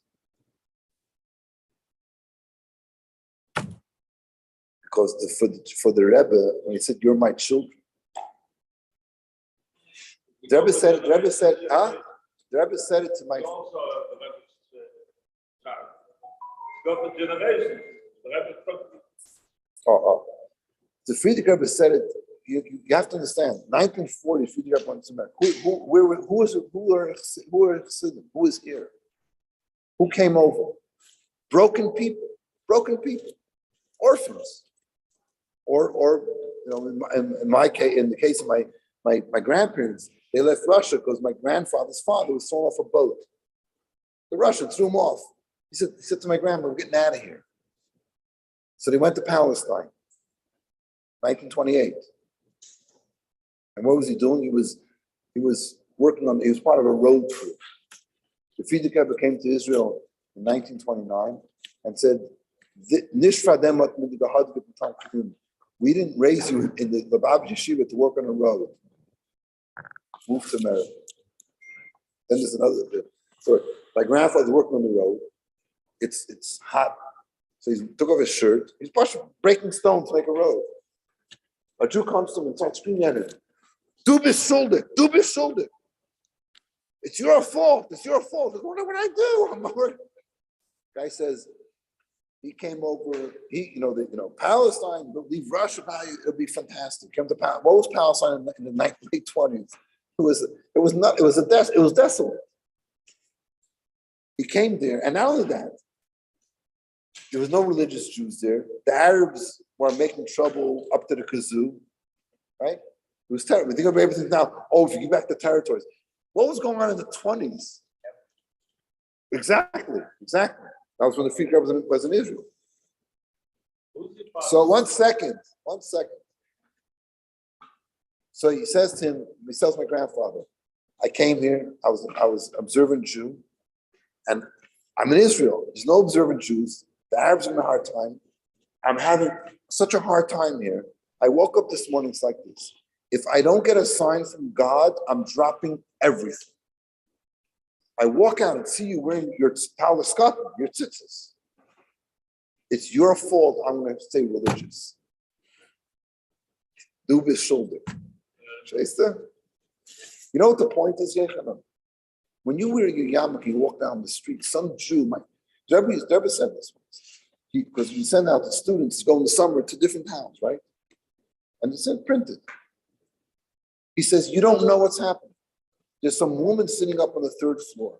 She's talking to her grandson about wearing a yarmulke and tzitzis. The kid has no clue. This is America, 1950s. Who, what, when, where? All of a sudden, there's a bacher, she's walking down. She says, oh, that's what I'm talking about. The bacher doesn't know it. He doesn't know what's going on.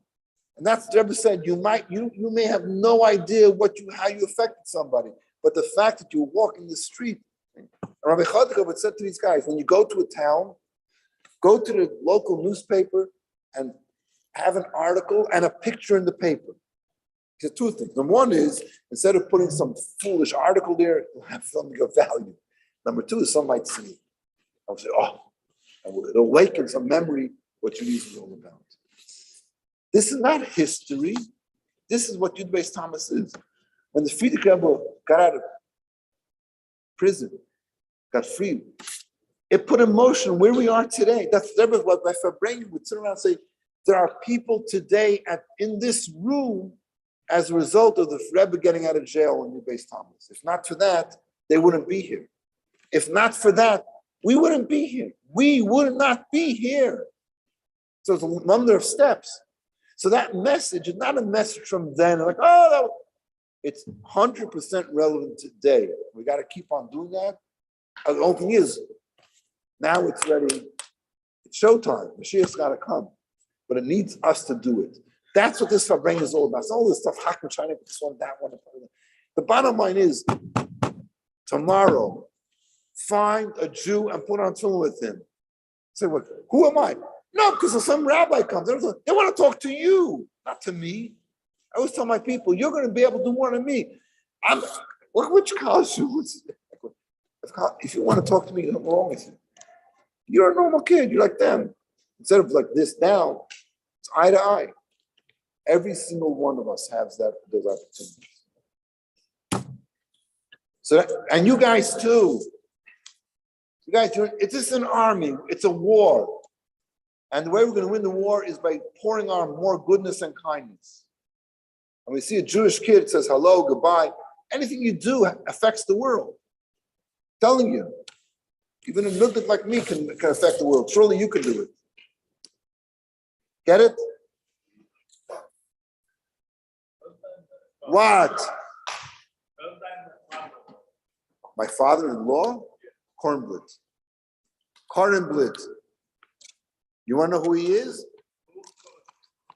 Star built when the Rebbe was in Paris with his mother, and who's standing behind him? You don't know. You have the picture in your mind? Huh? Star Eina Yid on our birds. When you go home, look at the picture. That's my shver. And when he came to America, he worked with Rashad in Yeshiva. And then he had the shul in Ocean Park. He was a bacher, and he opened the base Rifka in Paris. After he was doing in Paris. Yeah.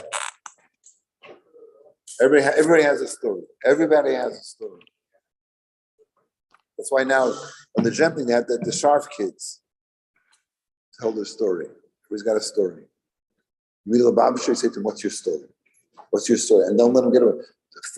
Tell me. What do you say? Remember parents? Who? Bronstein? Yeah. Yeah.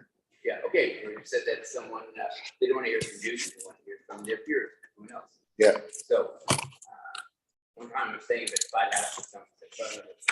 You say Parents are staying overnight. Yeah. And so we were upstairs getting ready for that. It's depressing. I'm asking, should I not go to Harvard Law School and take a year into yeshiva? Mm-hmm. Which I think you might have advised me. and they wondering. I wasn't there. He's out of Perma, this guy.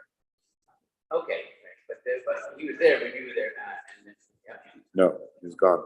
Yeah, continue. Okay, anyway, okay, so, he said, tell me, what should I do? Should I, go to Harvard and law school and then just take a year out and in Morristown, whatever. So I thought, guys, really want to know what? I said, yeah, do what I say. Probably. So, the Harvard NYC is required to do that. So I go, look, you're never gonna get a chance to do this. Go to Morristown, and then you can go to Harvard. And that would make it Yeah. Big, So what? successful. Baruch Hashem. You made a lot of these guys. You can make it. Sorry.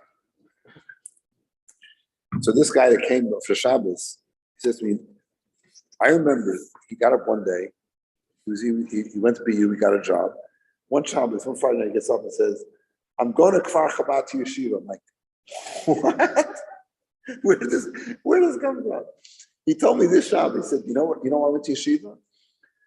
I was once helping your wife in the kitchen. And she said to me, if you want to get a real good girl to marry, you got to go to Yeshiva.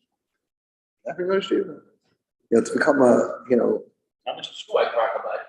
How much is school? Huh? Why talk about it? Well, that's because that was the happening place. Toby Bolton and Rabbi Gaffney. Anyway, you don't know. You tell somebody something. It doesn't matter. It doesn't matter because it's a war. You can't look at how many people. You got to keep on going. Yesterday's success is irrelevant. It's irrelevant. It doesn't matter. David keeps his minors. Who cares? Not important. You got to keep on going. It's not what I did. It's what I need to do. What am I going to do tomorrow? What's going to be different tomorrow than today? How are you going to go out of your comfort zone and do something you didn't do today? That's the button in your personal life and your relationship to others. What are you going to do? Are you going to your chitas, your Rambam? That's you. Davening with a minion. It's fun. I davened with a minion in Boston, right? Was macht mir shug de shmanes. So bandam ratzen, madam shmanes dreißig shot. What are you thinking about doing? Ich kann es nicht verstehen. Ich daven up, ich forget the word. I think, and I hope whatever kavanas, I try to get through it. Get the nutnik. What the hell's going on? Come in 770. And ich daven the same. All of a sudden, the guy's doing chazar shots. I'm halfway through. I don't know what to do. Where's the middle ground? Every day, I want to go say, what exactly are you thinking about? What bus? Bus didn't come. And then Nuchazor shots over the Gemara, catch on Daf. My grandfather said, Divas learn mit Davening is nicht gedamet und nicht gelernt. Yovam is a bit Shema Yisrael, but for MS, because it's not ain't doing the Meirich of this. Anyway, guys, what's your name? Yeah. Who? What are you? You're married? What are you? Yeshiva here? Where? Oh, it's Bach. Where? What happened? I scared him away. The Rosh Hashanah. He's sensitive. Well, he should wear a normal hat. Why can't somebody get him a normal hat? He's the Rosh Hashanah. Is that a cab driver? That's it. It's over. I can't talk to him again. Barfield, can you work this? Right. Because you Barfield know how to to handle. Mediate, figure it out. I don't need people hating them. I'm not seeing them. I'm saying. No, they will. No, I know this guy. If he's sensitive, I don't.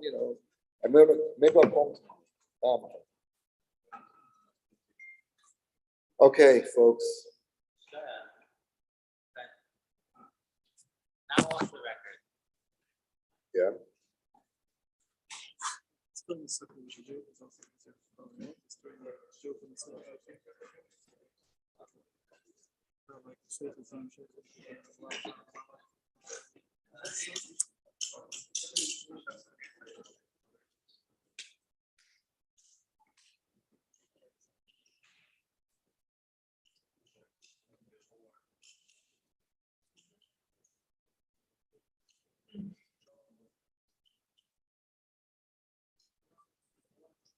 I have a favorite mimer, Friedrich Rebbe, because your boss is The Rebbe's my boss. He always was and always will be.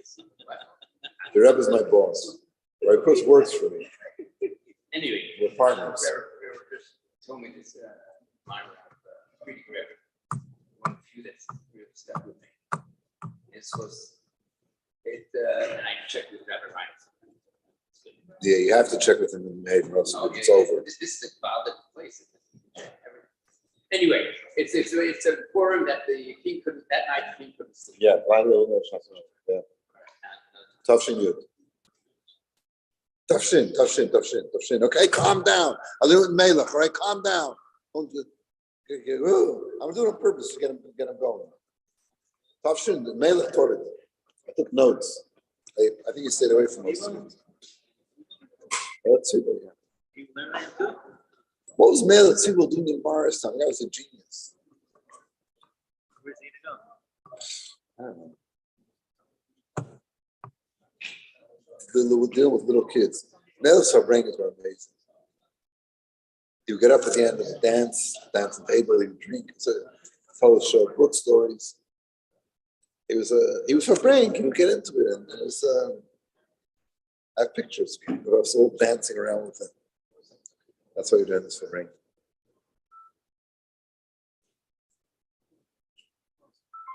Where did you go to school? And then 1 year here.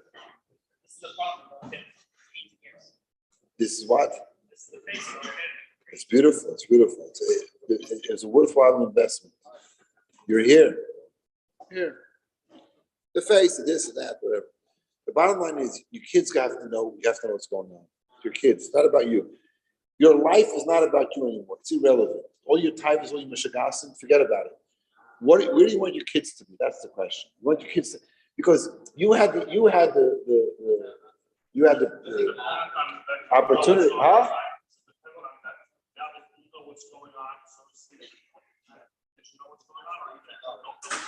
I can't hear you because he's talking on the phone, and I can't hear. It's not clear.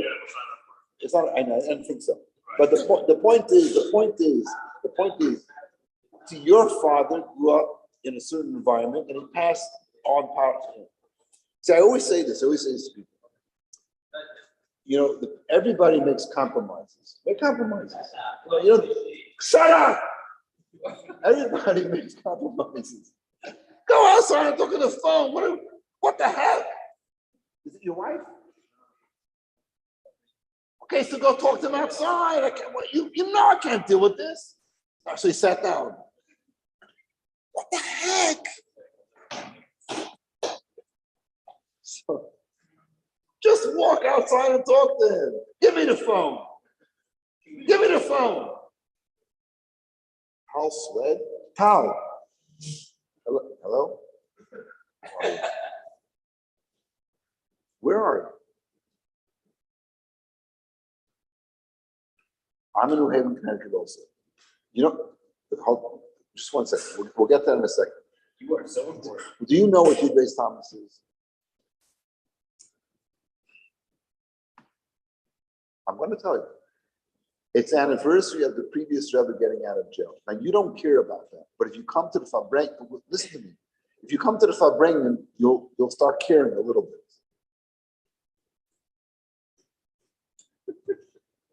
What's it like you're married with kids and everything? So come to the Fabrengen. Nothing else you need. Come to the Fabrengen, we'll give you a blessing.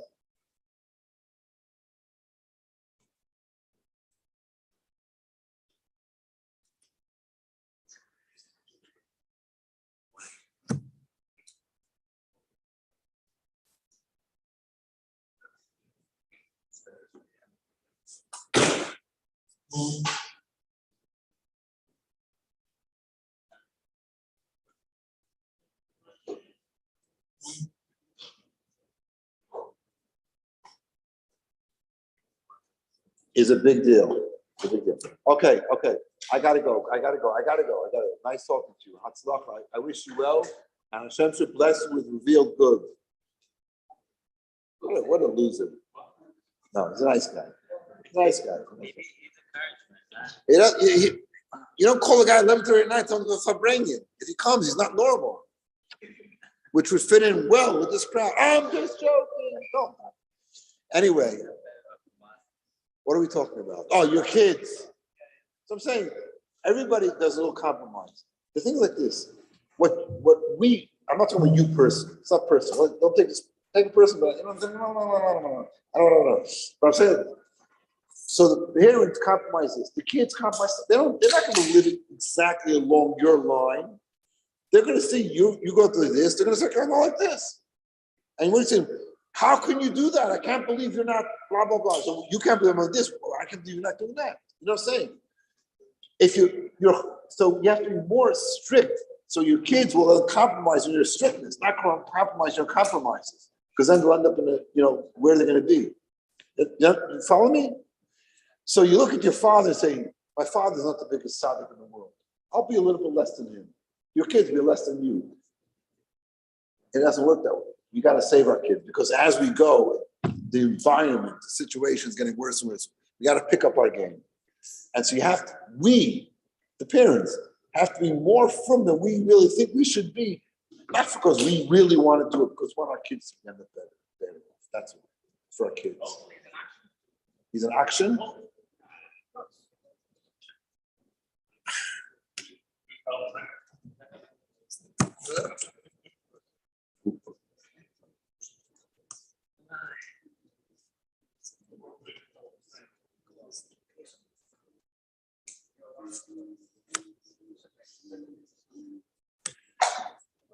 You understand what I'm saying?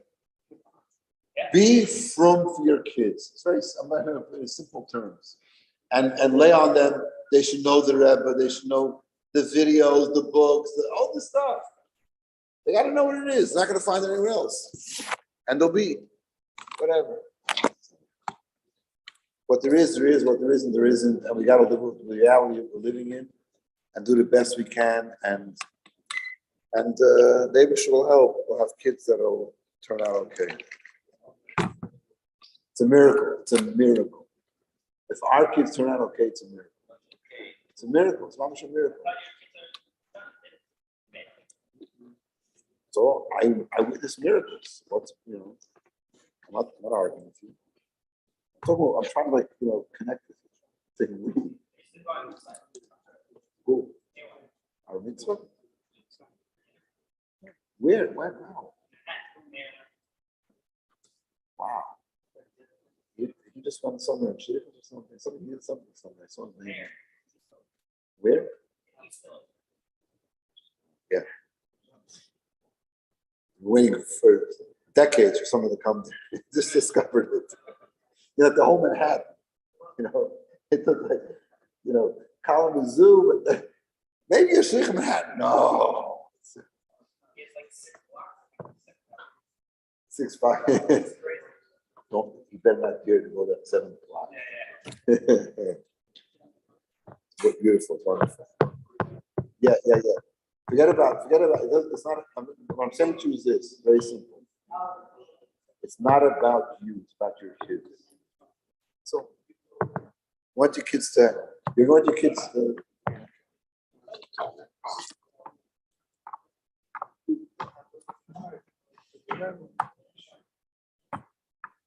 Listen to me. After the Rebbe said the Sikha, after the Rebbe said the Sikha, took out to Zakan, when he's walking down the steps, what did he say to Zalman Garari?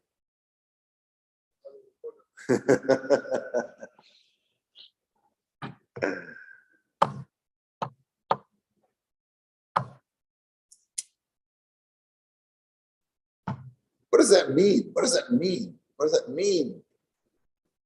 It's crazy. It's crazy. It had no effect.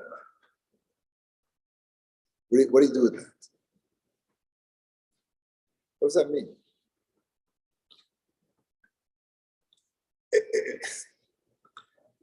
I mean, the truth of the matter is, we had no. What Deborah says, I've done all that I can. It's up to you. Like, what are you talking about? And the truth of the matter is, do we really care about this whole thing, or we care because the Rebbe cares? How many people sit like, oh, Mashiach's not here, I can Mashiach. He's the Rebbe. Ask Uncle Zushi. He can't have Mashiach. There's a clip of him talking at Yud Thomas. No, it was Gimel Thomas. Somebody sent me a clip. And you see that sitting around the table, it's probably like, two tables, probably like 100 guys. Some little steeple there in the middle of the crisis room. He sits down at the end of the table with a microphone and he starts, "Ah!" All I can see, I couldn't understand what he's saying. He said, "Sarich lihispotzetz," I guess means to explode. And he's basically saying, like, what are we doing? Another mitzvah, another this. We need the Rebbe. It's night. When he went to the hospital, the nurse said to him, "What's bothering you?" He's like, he's got this disease, whatever's going on. She said to him, "What's bothering you?" He said, "What's bothering me? I haven't seen the Rebbe in 26 years, 4 months, 3 weeks, 8 days, and 17 minutes. She said, "I can't help you." I'm sorry. I said, "Oh, I'm sorry to hear that." That the videos that came out, Rebbe. So he sat to them and said, "What are you?" And he starts, you should be crazy. He speaks for 2 minutes, he gets up and he leaves. That was his one-track mind. We need the Rebbe. And feeling it in a tangible way every moment. I don't have the Rebbe. We move on.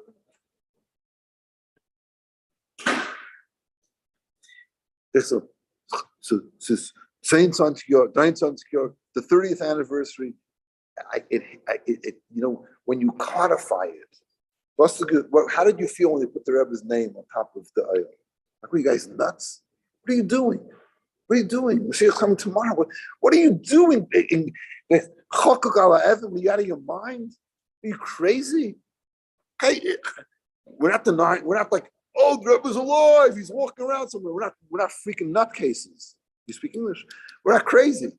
But ein Katzen and a stain? Like, for what? For who? What are you doing? This like the new reality? Okay, for Shteitz, the whole thing, Mashiach is coming, stuff, make plans, the whole thing. But ad kedei kach, to that point, you're going to engrave the Rebbe's name? What do you need it for? Why are you doing that?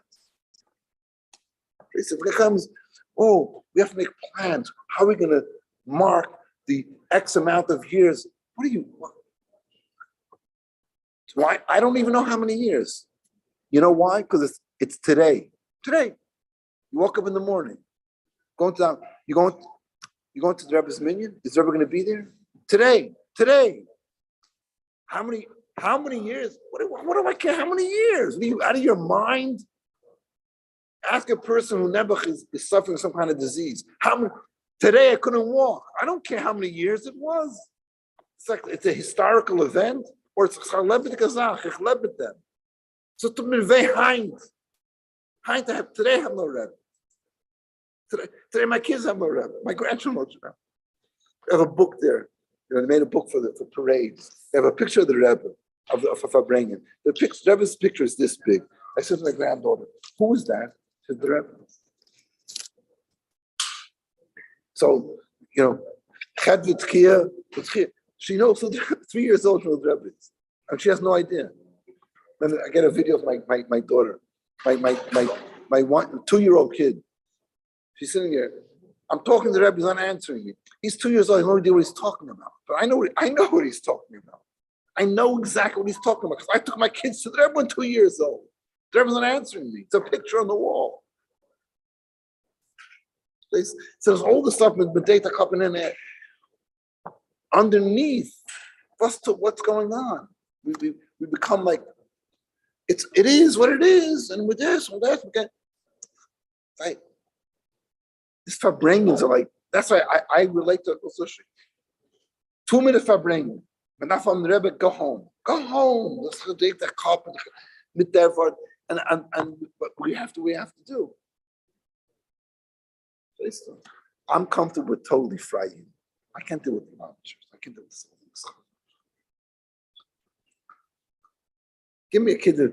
Talk to me. I want to talk to a kid who's marrying the chicks and the guys don't believe in God. I stand on Commonwealth Avenue, met a kid last week. He doesn't believe in God. I said, oh, I would have talked to.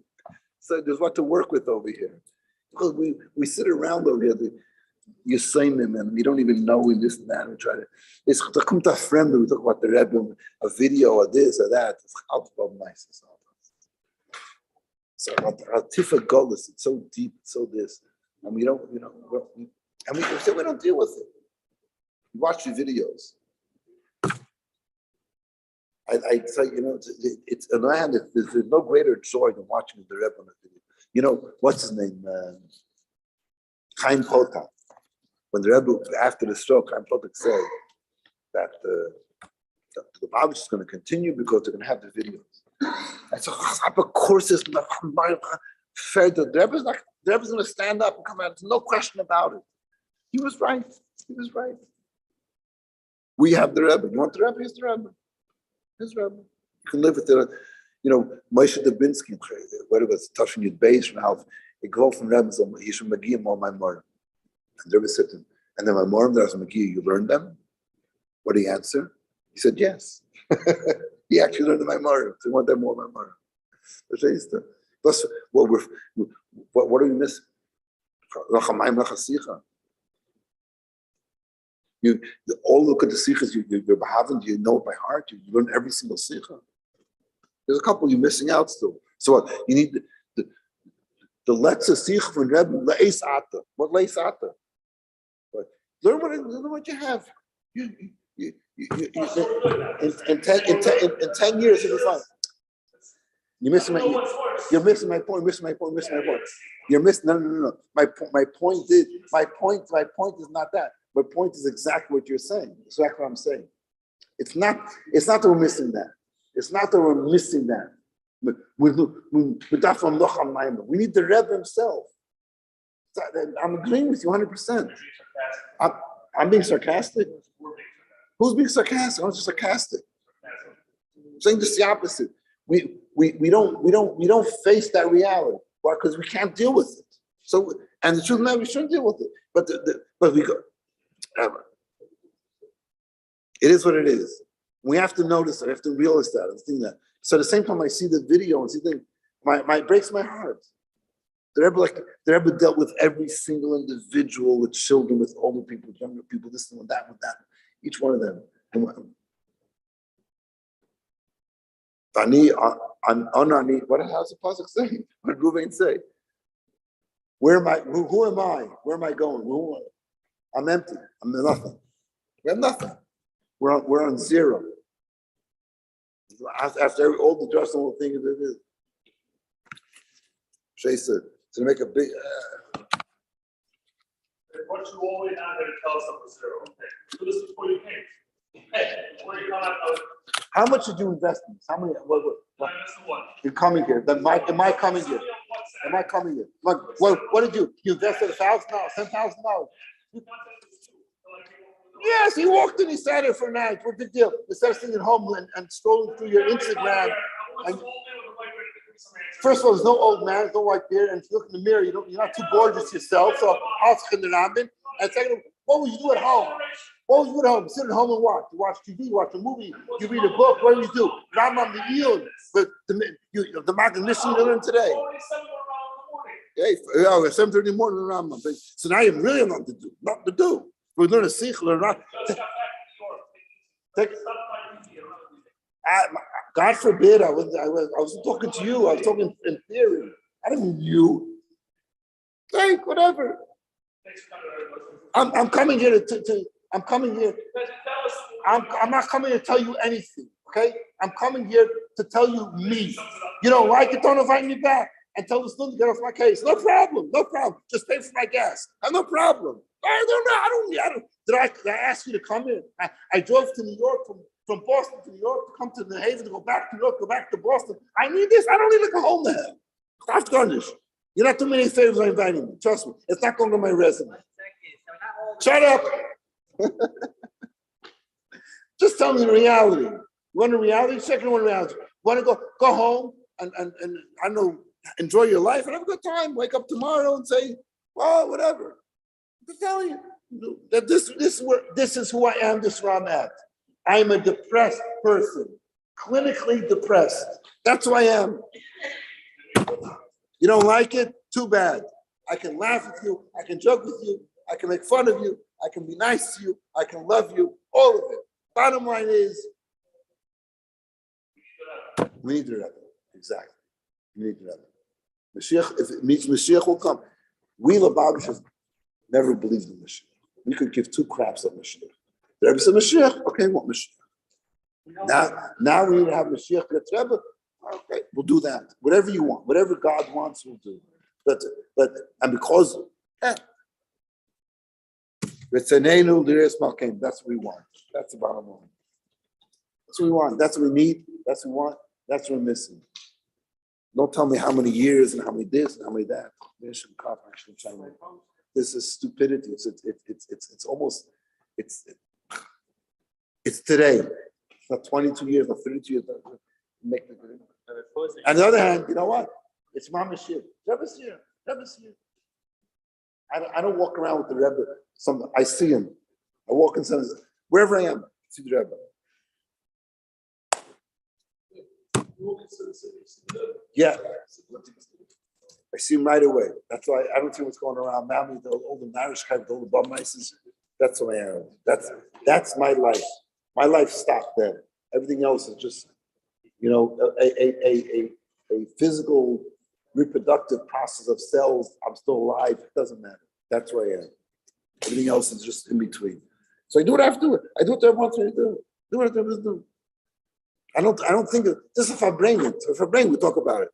Let's talk about it. Keep on going. Keep on going. That's what Rebbe said in Taf Shechai for bringing. He said, so don't. He said, "What Chager Bais must now." He said, "Masnayim." He said, "Don't seichel midas babmaises." They're not paraphrasing.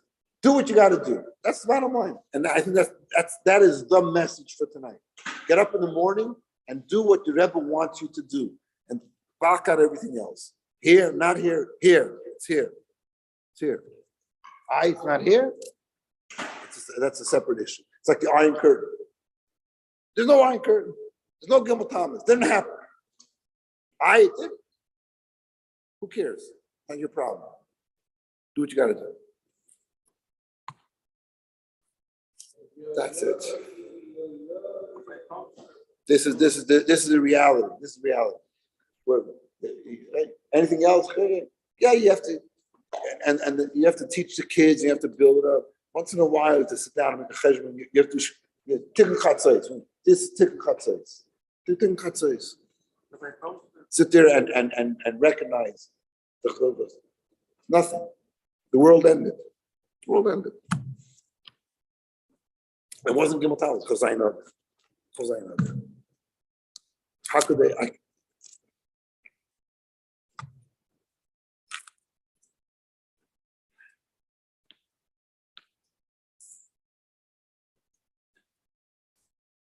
Yeah.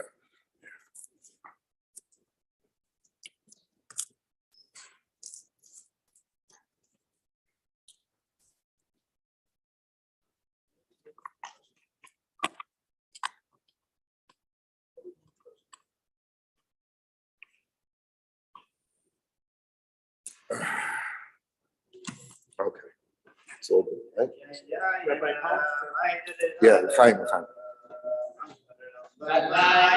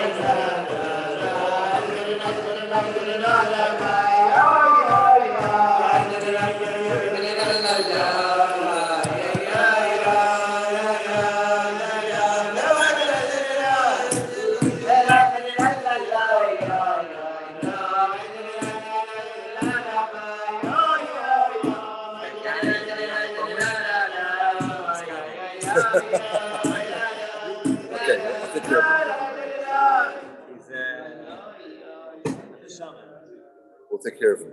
We'll take care of him. Huh? He called me. I got a phone call today. He needed a place. He was in New York. I got no place. That's what I said.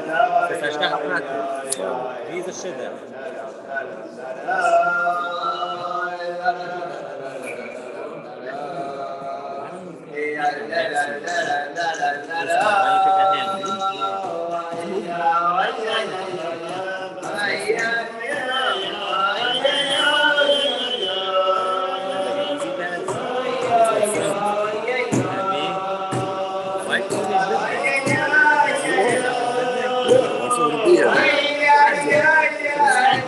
It's a compliment.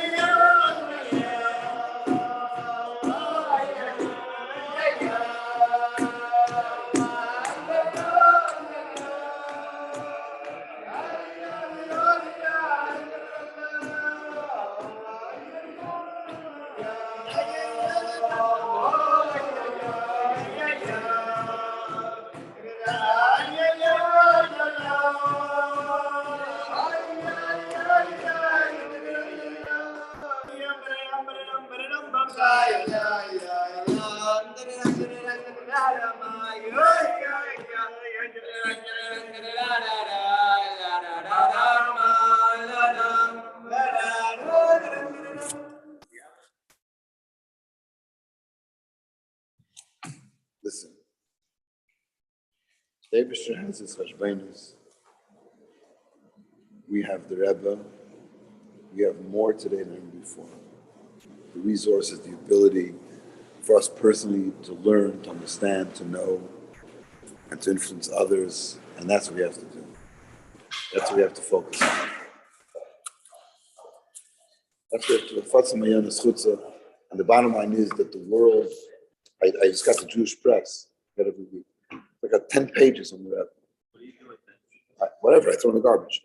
But this part, I took out the part about the insert about the Rebbe and kept it. So 10 pages about the Rebbe. Rebbe, about the Rambam, that whole thing. We're definitely, it's the questions are the questions. And, these are things you can't understand.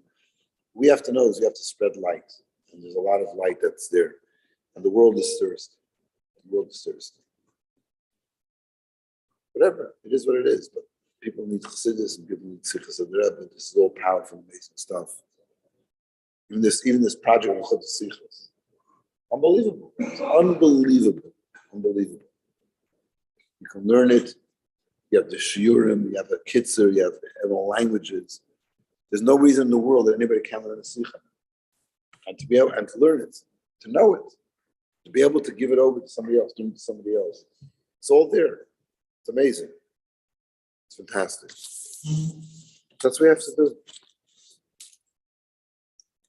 That's what this Thomas is all about. Not for you, grab it. It's all of us that got our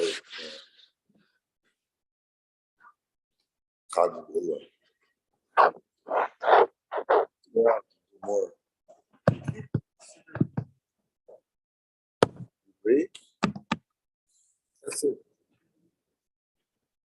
world is ready. The world is thirsty. The frum world, the fry world, everybody, go look. We're all looking. We have it. We have it. We have more than we had before. We have to stay focused. In our personal avodah, avodah with others.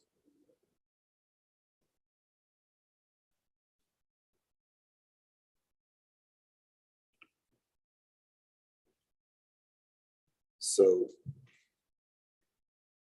when I was in Marathon at the Bacher.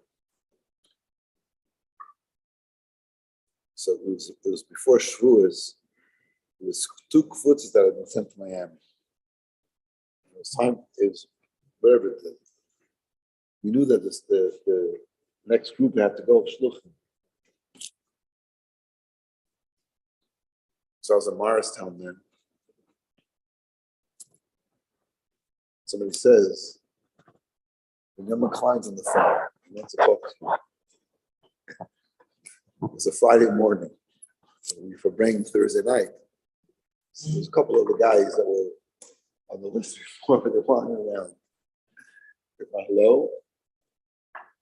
Who was I said who it was? He said, how's the weather in Morristown? He said, it's fine. Like I told him the Rebbe second time, like, 8-year-old Bacher. He says, Rebbe wants to know if you're willing to go to Miami and gave me a list of 6 guys. Ask these guys also. I said, yeah, of course. He said, no. You have to ask your parents permission. Okay. I get the phone. I told her, I can't go to the 6 guys. I told them. Then I went to a little Moore's apartment, my cousin, on the phone to call my parents. Called my father and my mother, my son. I said, they're important to know. Of course, my parents said, of course. I want to tell you something else. I went to Yechidus for my bar mitzvah. It was the last, and I also went my 14th birthday, and that was the year the Rebbe stopped Yechidus for birthdays. So I went for my 14th birthday. So you had to get a faher, nigel and chassidus. You got 2 envelopes. You got 1 envelope, sealed envelope with the report that the Rebbe, you have to do that to the Rebbe. If I had the head by Nigla and that head of Nigla and Chassidus, and then you go to wherever you wrote and you put them in. Then you have to mail 14 years old, like this whole Crown Heights thing was, I grew up in Borough. My parents lived in a house in Borough. I used to walk to Fabrengen. But this whole idea of Bachram 770, I'm 14 years old, then it was in Ocean Parkway. So my brother said, he was learning Chavetariya then. Told me exactly where he sits. We'll take the train from Ocean Park. We'll come there. I was wearing my Shabbos suit. Told me which table to meet him. So he learned a name with me. Then we wrote a settle to the Rebbe. I had no issues in life and no questions. It was basically my birthday. And came to Sunday, and so the Bachram went in for their birthday. They were going to let them in first because it was quick. And then a few later, waited in line, went in, handed the Rebbe, tear off the envelope, give it a little blow, open it up, go out, read it. And while he's reading your note and underlining it, he would talk and ask questions. And it was my birthday is Chav Ches, and actually my Ches looks like an olive. They said it's an olive. It's Chav Olive, it's not Chav Ches. And then they gave me the bracha. The part that stuck in my mind, the Elton was all from the Hav Nachas. The appearance of Nachas. I was like, how does that happen? So anyway, and I fasted the whole day, and then my oldest sister, Zonafel, I went to the apartment and took my fast. I wrote down what I said. My brother said, when you come out, he said, when you go into the Rebbe's office, it's not a museum. Just look directly at the Rebbe, don't look around the whole room. So I did that. Came out, and said, when you come out, write down what the Rebbe told you. Write down. So then this is when I was 14, I called my parents. Rebbe wanted to go to Miami.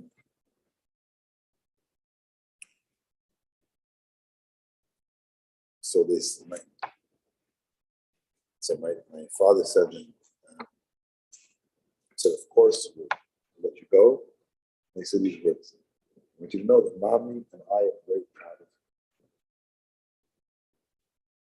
you. Then, huh? Okay. And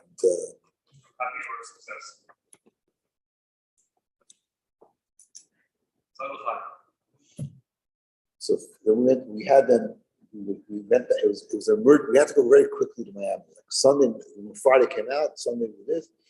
We're going on a plane on Thursday, going to Miami. So before that, after Mincha, we were going to get a bracha from the Rebbe and get that tachton. So after Mincha, we done Mincha with the Rebbe and ran out, standing in the tachton, the semicircle. This is before they had a microphone. It was a microphone that's hanging on top of the Rebbe's door, outside the top of the Rebbe's door. So we speak to brachas and that to be able to. But they didn't have that then. They had a little tape recorder. So Innocent said, "Who's going to hold tape recorder?" So I hold. Don't hold tape recorder in front of the Rebbe. So Iki Shagala, who a week before had an accident, broke his arm, was in the cast. I'm going to hold it. So he stood in a circle like this. The Rebbe stood by his door, facing us. We stood like this, and he's standing he was like directly. I'm not holding the tape recorder. Okay. And by the way, I looked on the whatever the Ashreinu, they don't have it. They don't have in the list of things. They don't have it. This particular lacha that Rebbe gave us to have a sikha. There's no, and I know I got a tape from WLCC. I can't find it. I hope I can find it someday. Anyway, so we're standing around here. Rebbe gave us a whole bracha, and it was around this time. It was partially around this time. Very exactly. It was not just that. It was Chavav year. Chavav year. What year? Lamites. And Rebbe gave us a bracha. They said to us, one thing he said to us was that it says, Moshe Yoda Kikar no Pana. Moshe didn't know that his face was shining. Rashbi Yoda. Shimon Yochai knew. Moshe didn't know Rashbi knew. There's a minor thing. Rabbi Shabbat explains that idea of Pnimi Satari that Rashbi had, and then they said, Shimon Yochai lo Yoda. Rashbi Yoda, una zeizel zayin by eich, which is basically the idea of Pnimi Satari. Okay. Then Rebbe gave us a sikha, and it was sikha. The weekend was also paid. It was paid of Kudas sichas, and he didn't have enough. They got to get more sichas. Whatever, it was the whole thing, and he gave us a sichas, and then we're all standing there. We're standing there waiting for them to go into his room. Deb was waiting for us to leave because, he said, he gave out the seat and said, "For the Zimperheit," and we're standing here. So Deb turns towards the door and goes like this. And Alti Book was standing right at the front one. Like Deb turned and it's like, and so he smiled and they was like, "Get out, go." It's just like, went out. That was it. It's printed in the Kudas Sichas in Kelikut Ches and myself. Moshe Yoda and Rashbi Yoda. And then we felt like $1 million. And every time we came back, for Pesach, Tishrei, that's a yum. Right? He said, "You guys are here more often than people that come from Manhattan. Every time we go get a bracha, yeah. It wasn't a sikh, just 2 years. 2 years.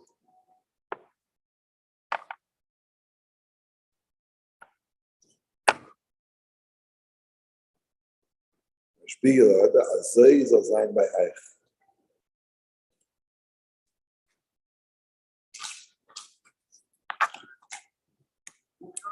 Huh? I'm still working. You know, we never sent welcome shluchim. You know, we sent to Miami. There's a yeshiva there, whatever. You know, it's just like, you know, I think the Rebbe did us a favor. Instead of sitting in yeshiva and the learning and Nigla Tzitz, made us realize what the world of shluchus is all about. When we finish yeshiva, it's like we were ready to go. Like it was like a training program. Yeah, of course, we were shluchim there to help the community, help the yeshiva, and that kind of stuff. But part of it was also for us, you know. And it was fascinating because we came then. Rama Korf was the head shliach, but the yeshiva was on the Shamar Lipsker. And I don't tell you all this history, but basically, what happened was Shamar Lipsker was the head of the yeshiva, and Mel Landa, you know Mel Landa was? Mel Landa was a gavir who gave the building. I think the Rebbe sent him 30 letters. His children printed letters, incredible letters. In one of the letters, the Rebbe says that Miami is Yerushalayim Chutz La'aretz. That everybody comes here and sees it, it's Yerushalayim Chutz La'aretz. The Rebbe said that he also wanted to letter, he says, what I want, and I don't make a secret of it, Tenli HaNefesh. Like, I remember the Tenli HaNefesh. Anyway, Mel Landa went bankrupt. When he went bankrupt, Shomer Lipsker went bankrupt. And it was a tough time for Miami financially. And eventually, Avraham Korf took over the yeshiva. And Shomer had a big shvira. Because, you know, he had built the whole thing. And the Rebbe called him into Yechidus. The Rebbe called him into Yechidus. The Rebbe told him to come to Yechidus. 45 minutes. Most of it he never told anybody.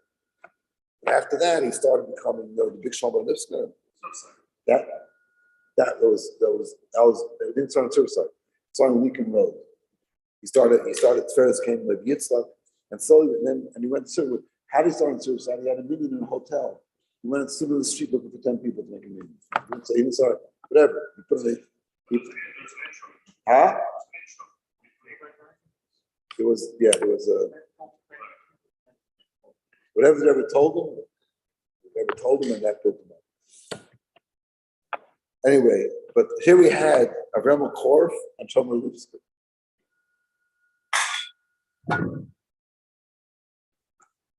So we had two different worlds. And for us, it was very, we learned a lot about what it means to be a shliach and to be a chassid. It was very, very instructive. I bring with both of them. When we came back to, when we finished shlichus in Miami, we were plotting to be in 770. Being in 770 was like, you mamish live with the Rebbe. Shachris, Mincha. I sat upstairs at a table like near the door, and you knew 5 o'clock the Rebbe was going home. And you know, so they would open the door to Garena Tachten. Yudu would stand in Merka's office with the door open, waiting to see the Rebbe come out, and he'd run out to open the door. And you knew that we were learning them smicha. Subconsciously waiting for the click to hear the Rebbe's door click open. We all jump up, run out to see the Rebbe walk out, and sit down and learn. You know what that means? You know, you're a day, and the Rebbe's like going home. You run out, you see the Rebbe walk. You come back. He's not learning. Come mincha time, 3:15. The Rebbe's coming down mincha. You know, then you had the surprises that happened. You know, things that happened in the middle. To us, it was like, this is like Gan Eden mamish in this world. To be able to forget about I'm not talking about the Fabrangers, what the Shabbos Fabrangers and whatever that, but just to live with the Rebbe coming in for Kriya Monday and Thursday. And what we want, like the Nagel, who were like, every time the Rebbe moves, you're right behind them. We were learning yeshiva, but we're there with Pashka Lepegash with Rebbe. You know, Rebbe came when Rebbe left. Friday night, there were guys that waited, never go home late Friday night. People would wait to watch Rebbe. There was 2 guys that would walk Rebbe home and walk Rebbe back on Shabbos morning. And so there's people in Anago, always would walk the Rebbe home. Some guys got so upset, but they wanted to chain him to a tree. Because there was two guys that had the schus to do it, and he knew that he attached himself. Whatever. Anyway, that was his thing. But so I knew when I came to 770, Aaron Sludden, who was a year older in Morristown, who was a sheikh in Seattle, he was in charge of appointing the guys that would walk the Rebbe Shabbos morning. I said, Aaron, stop me. So I had the schus to walk the Rebbe Shabbos morning. So this was the instruction. You got to be there at 8 o'clock or before 8 o'clock. There's a stand by the tree, because we wouldn't stand right in front of the Rebbe's house. But don't hide yourself, because if the Rebbe doesn't see that the Bachram is going to work. So make sure that you're visible, but you don't have to, but so we stood there. I don't remember the guy. He stood the guy with me. Rebbe came out, started walking. And it was very interesting, because normally when the Rebbe would come in and out of 7-7, for praying and davening, walk very fast. It was very quick up and down. Here, it wasn't. And in fact, I remember he was like walking almost like zigzagging. As if like someone who's very fatach, just walking, not walking. When we came to 770, the door was closed. He was in my dilemma. What do I do? The Rebbe should open the door himself. The only option is to run ahead of the Rebbe and run in front of the Rebbe. And I still remember this. I was tormented. What am I going to do? So the pale opened the door. And when the Rebbe walked in, we walked right behind the Rebbe. The Rebbe didn't walk. He walked down the hall and looked into the Zal. A couple of times, the stories are like walking the Zal. Where's the Brachim? That's what Chassidus started finding morning. Walking the Zal, and then he came back. When I went to the office, I was there. How? תשפב. השכינה נמצא פה. מדברים פה על הרבי. אין יותר חשוב מזה. Anyway, some say, לא צריך. סליחה. So I'm saying that, talking about living with the Rebbe, to have that opportunity to actually walk the Rebbe home, walk the Rebbe from 7-7. And then the same thing, the Rebbe would come out after Fabringing, weekdays Fabringing, we stand outside, and whatever, after Lamaches, Dr. Weiss would go in, and we wait. When the light in the Rebbe's office clicked off, the Rebbe's coming out. The Rebbe turned the light off, come out, Rabbi Chadukov would follow the Rebbe. Chadukov would get a ride with the Rebbe. He would come, behind the Rebbe. They would sit in the back seat, slide over, and Rabbi Chadukov would get in, and off they would go. Yeah. Yep.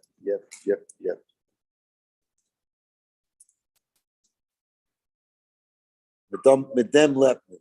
That means live with the Rebbe.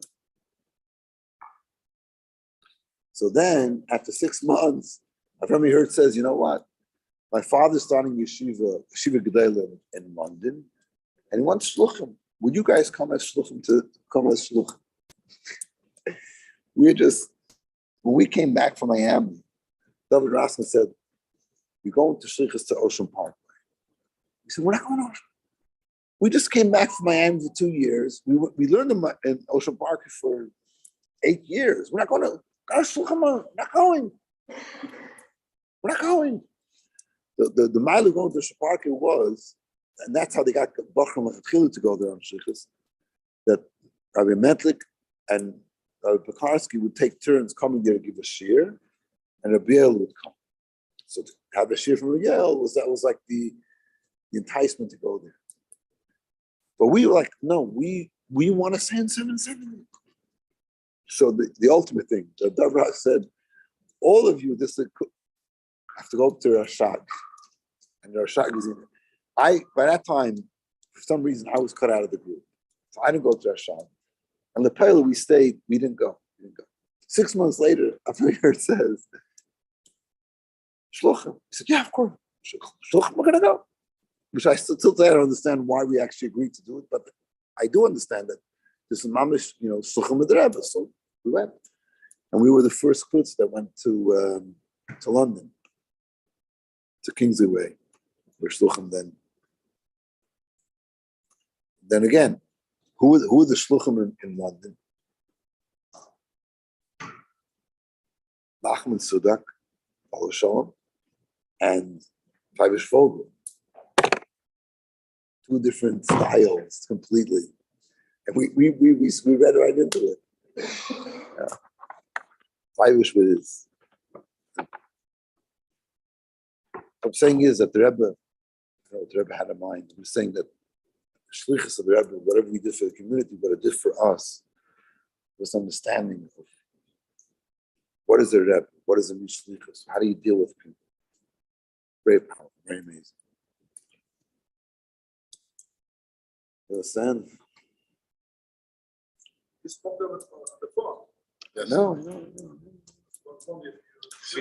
We're close friends. I want to tell you something. Kadosh Baruch Hu could have taken the Jews out of Mitzrayim. Right? What did Abraham do? What did Kadosh Baruch Hu do? He said, I'm going to send you Moshe Rabbeinu. And Moshe is going to go to Parai and do this makkah, that makkah. Then Moshe will take you out of Mitzrayim. And in this week's parsha, last week's parsha, Moshe sends messengers to Sichem, this one, that one. What's going on over here? Why didn't Hashem just take the Jews out of Mitzrayim? Why didn't Hashem do the plagues? Why do you have to Moshe? And even when it comes to Torah, Kadosh Baruch Hu didn't give the Torah to the Jewish people. Kadosh Baruch Hu gave the Torah to Moshe. Moshe Rabbeinu gave it to us. Moshe Rabbeinu was generous and gave us the Torah. Why? Why didn't Hashem just give it directly? Because the Jewish people are a body, one body. Everybody has legs and arms and has a head. And the head controls the whole body. So Hashem said, the Jewish people are a body. There's me a Moshe Rabbeinu, there's me the head. And every generation has a head that will guide the whole body. If the body is, God forbid, can disconnect from the rest of the body doesn't work. The legs don't know what to do on their own. The hands don't know what to do. The head tells everything what to do. Now the head needs the body. If the head wants to go from one place, the feet have to go. So the head needs the feet. But the feet don't know where to go. That lets the head tell it where to go. That's Moshe Rabbeinu. And you think, so Moshe Rabbeinu was the greatest leader. Then comes Yeshua, then comes right? And every generation that goes gets further and further away from Mount Torah. That's less and less. You don't feel it as strongly. The only exception is the leader. Because the further you get, the greater the leader has to be, or else you're not going to be able to. So the Moshe Rabbeinu of our generation, in a sense, is greater than Moshe Rabbeinu who gave the Torah to Jewish people. Understand? Why? Because as we're coming to the end of the process, there's Mashiach. Who's going to be Mashiach? Not Moshe Rabbeinu. Moshe Rabbeinu is not going to be Mashiach. Moshe Rabbeinu of our generation is Mashiach. That's the way. That's why we're sitting here tonight, talking about previous Rebbe got redeemed from prison and our Rebbe. It's all one thing. It's all one Rebbe. Right? It's my uncle, my aunt's Rebbe. When the Tshpab, the Rebbe passed away. So my grandfather said, the Rebbe. I said, which Rebbe? He said, the Rebbe. Our Rebbe. I said, how did it's one? It's all one. It's Rebbe. Friedrich Rebbe. It was a seamless. It wasn't like this Rebbe, that Rebbe. Rebbe. So the Rebbe was the Friedrich Rebbe. Now this Rebbe was never a question. Uncle Zushi always says, there's a word that was never mentioned in this. He never heard it. My grandparents were Chassidim. They went from one place to another place. Right there, they went. He said, we never heard the word iskashrus. Iskashrus. What kind of iskashrus? We do it. Mitutras Rebbe, ad Rebbe heis tutne. Rebbe says, do what you do it. Once you give it, you qualify it. There's this concept. There's no concept. There's the Rebbe, the Melech. My grandmother, when Yechidus, I get exactly this story. What? He said like this. Ad melech vet hasten vet mintan. If the king will tell us to do, we're going to do it. There's no like, I'm a kosher to Rebbe. You ever talked about, I'm a kosher to my mother? You ever said that? I'm a kosher to my father? No, my father's my father. My father wants it, and I do it. There's no description. Can you describe your relationship with your father? No, I can't describe it. He's my father, he's my father. What kind of description? How do you describe it? You describe a relationship to them? Mendaf Zayin. What is Mendaf Zayin? It is. It's a fact. It's reality. It's not like Mendaf Zayin. You have to work. You need to work on your relationship with your father. You have to work on your relationship with your father. It's like, this is the I'm sharing with you. My house, we never heard the word discussions. No discussions. Just Rebbe. You know, in one of the Kinnis HaShluchim, the early Kinnis HaShluchim was only like they had to stay, this and that. I was in Kaila then, so they wanted the Kaila like to get, into the whole feeling of Shlichus. So they're upstairs in the big room on 788. So we're gonna go in there. That was the famous time that my grandfather said, Wer seinen die Jünger kennen sie nicht. He said, who are these young shluchim? I know who they are. And that's when everyone got up and introduced himself. And that was the roll call, the great Moshe Katarski mispronouncing every name. And that's how it started. It started with my grandfather saying, Ich kenne nicht die Jünger, wer seinen sie? Talking about you. No, he's talking about the young shluchim. I was in Kailov. He knew who I was. Anyway, but then he said, I remember he said, well, I think he got to talk. He said, Ich tu nicht, the Rebbe said, Neftzayim. So to him, what is Neftzayim? He said, Ich tu nicht Neftzayim, ich tu was the Rebbe haste. I don't do it, because the idea of Neftzayim was limiting. It was like, he didn't see that as this was, of course he did what the Rebbe told him to do. But to say I do this, to put a name to it was wrong. I do what the Rebbe says to do. That was the avir in the house. The Rebbe, whatever the Rebbe says, we do. In fact, when Uncle Zalman was sent with Mendel Baumgart to where? To the DP camps. My grandmother was sitting in Pittsburgh, so you have to get on a boat, a ship. In 6 months, going to Europe. She was crying. What? When? So my grandfather said, let me call New York. Calling them wasn't, you didn't pick up a phone. It was a thing on the wall, 6 pieces. The minute she called him, and she heard, it's from the Rebbe, everything's good.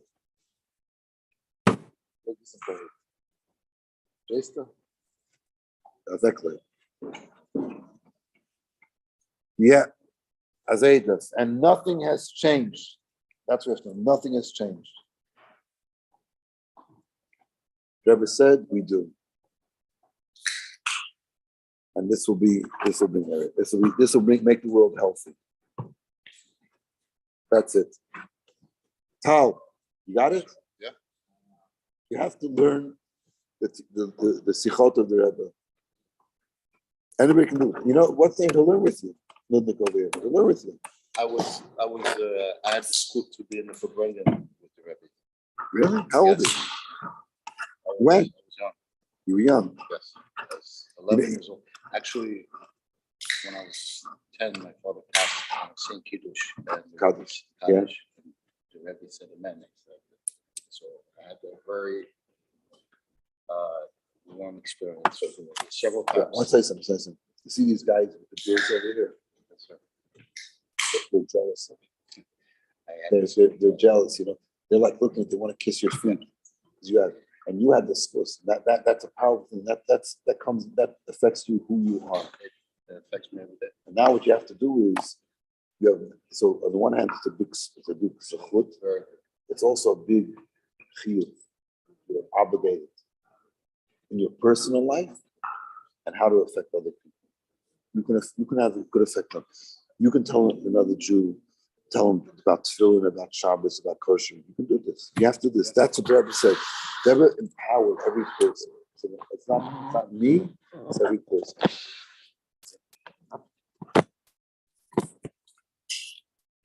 I'll say this.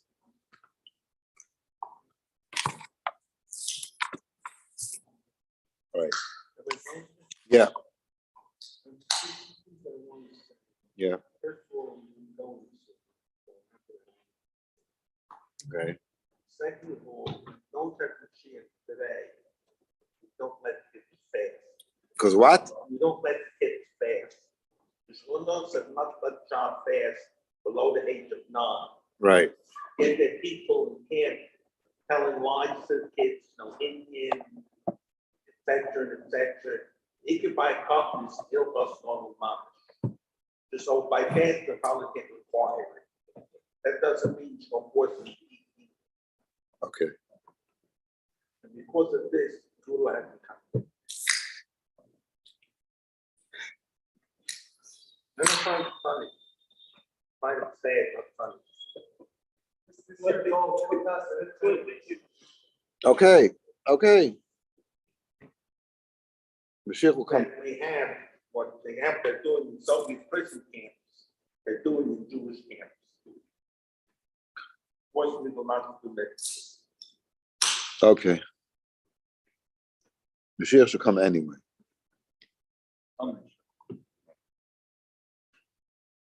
Okay?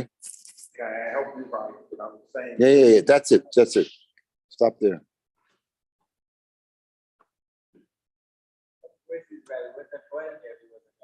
What? When that boy shot in your Boston, it wasn't right.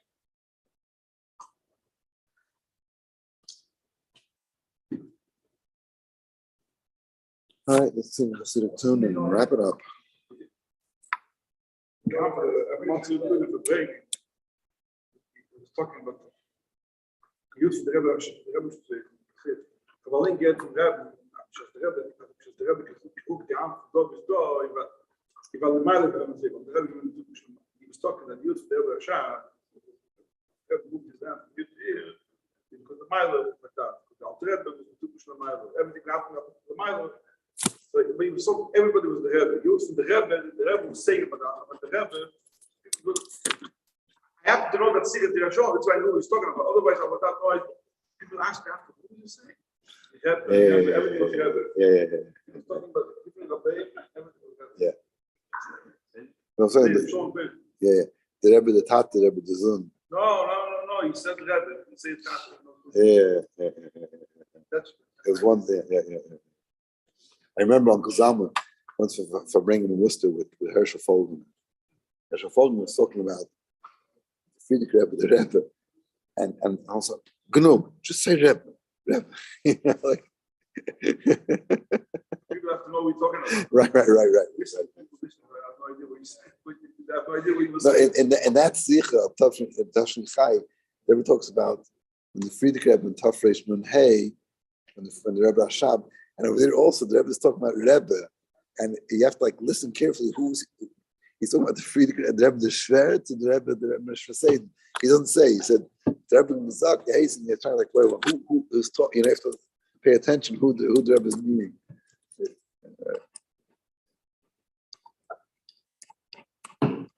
Yeah. It's Alt Aints Rebbe. But you think about it. Hey, so if das Tachten, the Friedrich Rebbe, you know, in a way, in the later years for sure, Rebbe was like a melech. It's malchustic, right? The Friedrich Rebbe was dealing with 14-year-old kids. Is it warm on the bus? You know, and the people that were coming was after the war, you saying them this and that, and dealing with, and the years before, the whole thing. It wasn't like the Rebbe came to America, and he's in New York. He didn't move from there. The Friedrich Rebbe was from Dartmouth, and dealing with a lot of different. And so, for someone who had such a close connection to Friedrich Rebbe, like my grandfather or any Chassidim, and Yitzchak comes in like this, and to like without a suffix, like it's one hemshich, to be able to do that, it's pretty incredible. It's not, it's not a scotches to the person, but it's to the Indian, and to be able to, what I'm saying? You get Took time. huh? Some people took time. Yeah, to get used to it. Especially, the younger Rebbe. But on the other hand, they knew who the Rebbe was. When the Rebbe came to America, they realized. My father, they have the videos of Chais. So Gordon and Herschel Folgeman, my father, talking about when Chavches, when the Rebbe came to America, like what was their initial reaction? What was it? So my father says when the Rebbe Farbrengen, the first Farbrengen, so he turned to Herschel Schusterman, who's older than him. He said to him, I don't understand what he's saying.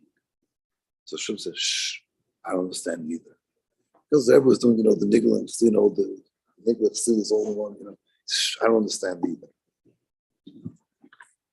So it was a bachram, and there was coming and talking to them like, on the whole Nigla Chassidus all in one. And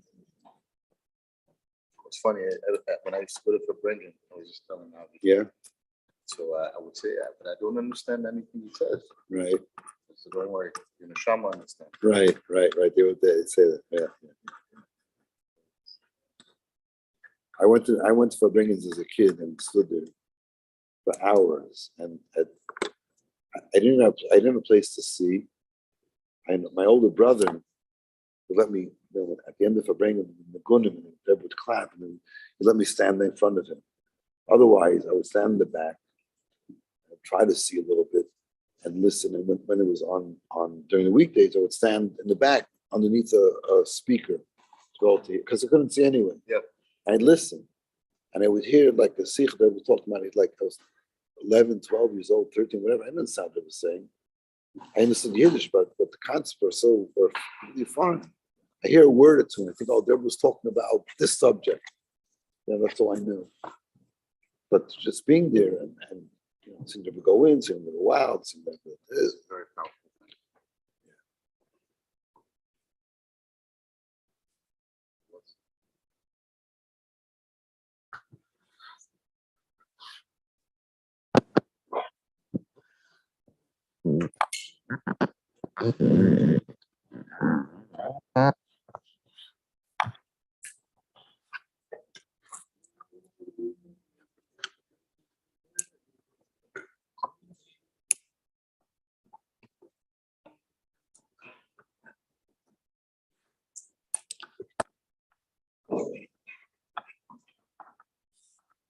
One of your brothers in Massachusetts. Zalman? Father's my counselor. I told you this already. Your father's my counselor.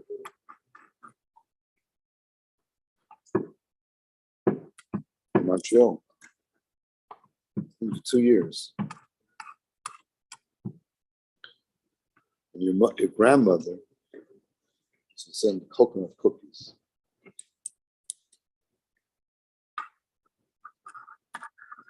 Newbase Thomas when we camped. So they had a speaker on top of the canteen. Now they put like 770. Then it was like a shack. We used to listen to it. And Shalom Brisky, he was the head lifeguard. He wrote the alma mater, whatever they call it, whatever the last song. Who can forget the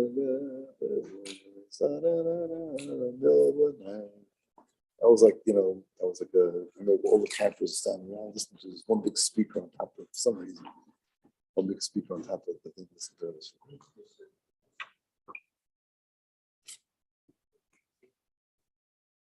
Yeah. Okay, folks.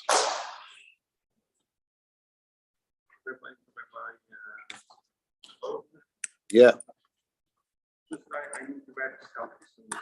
What do you need? I need the rest. You'll get it.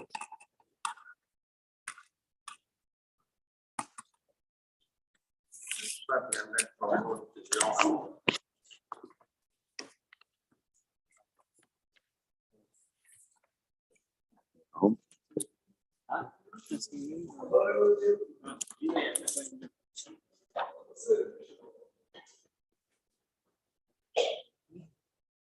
Sure, let's go.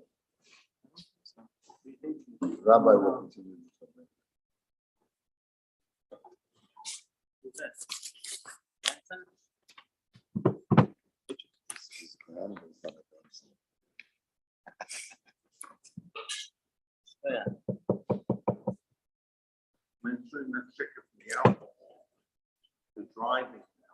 He has a driver. What kind of word is that? That's a dirty word. Who is working? Very nice. Of you. Sorry. You're not driving. But even a little alcohol, you can't accept times. Okay.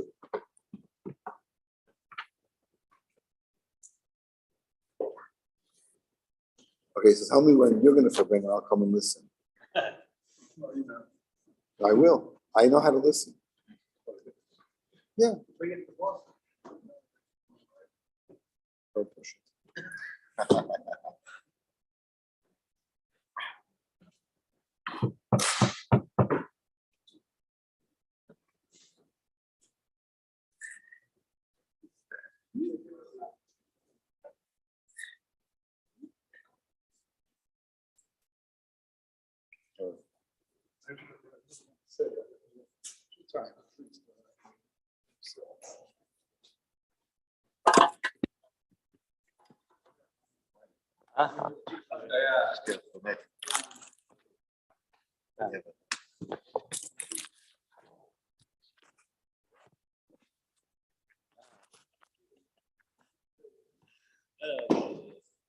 Are you recorded?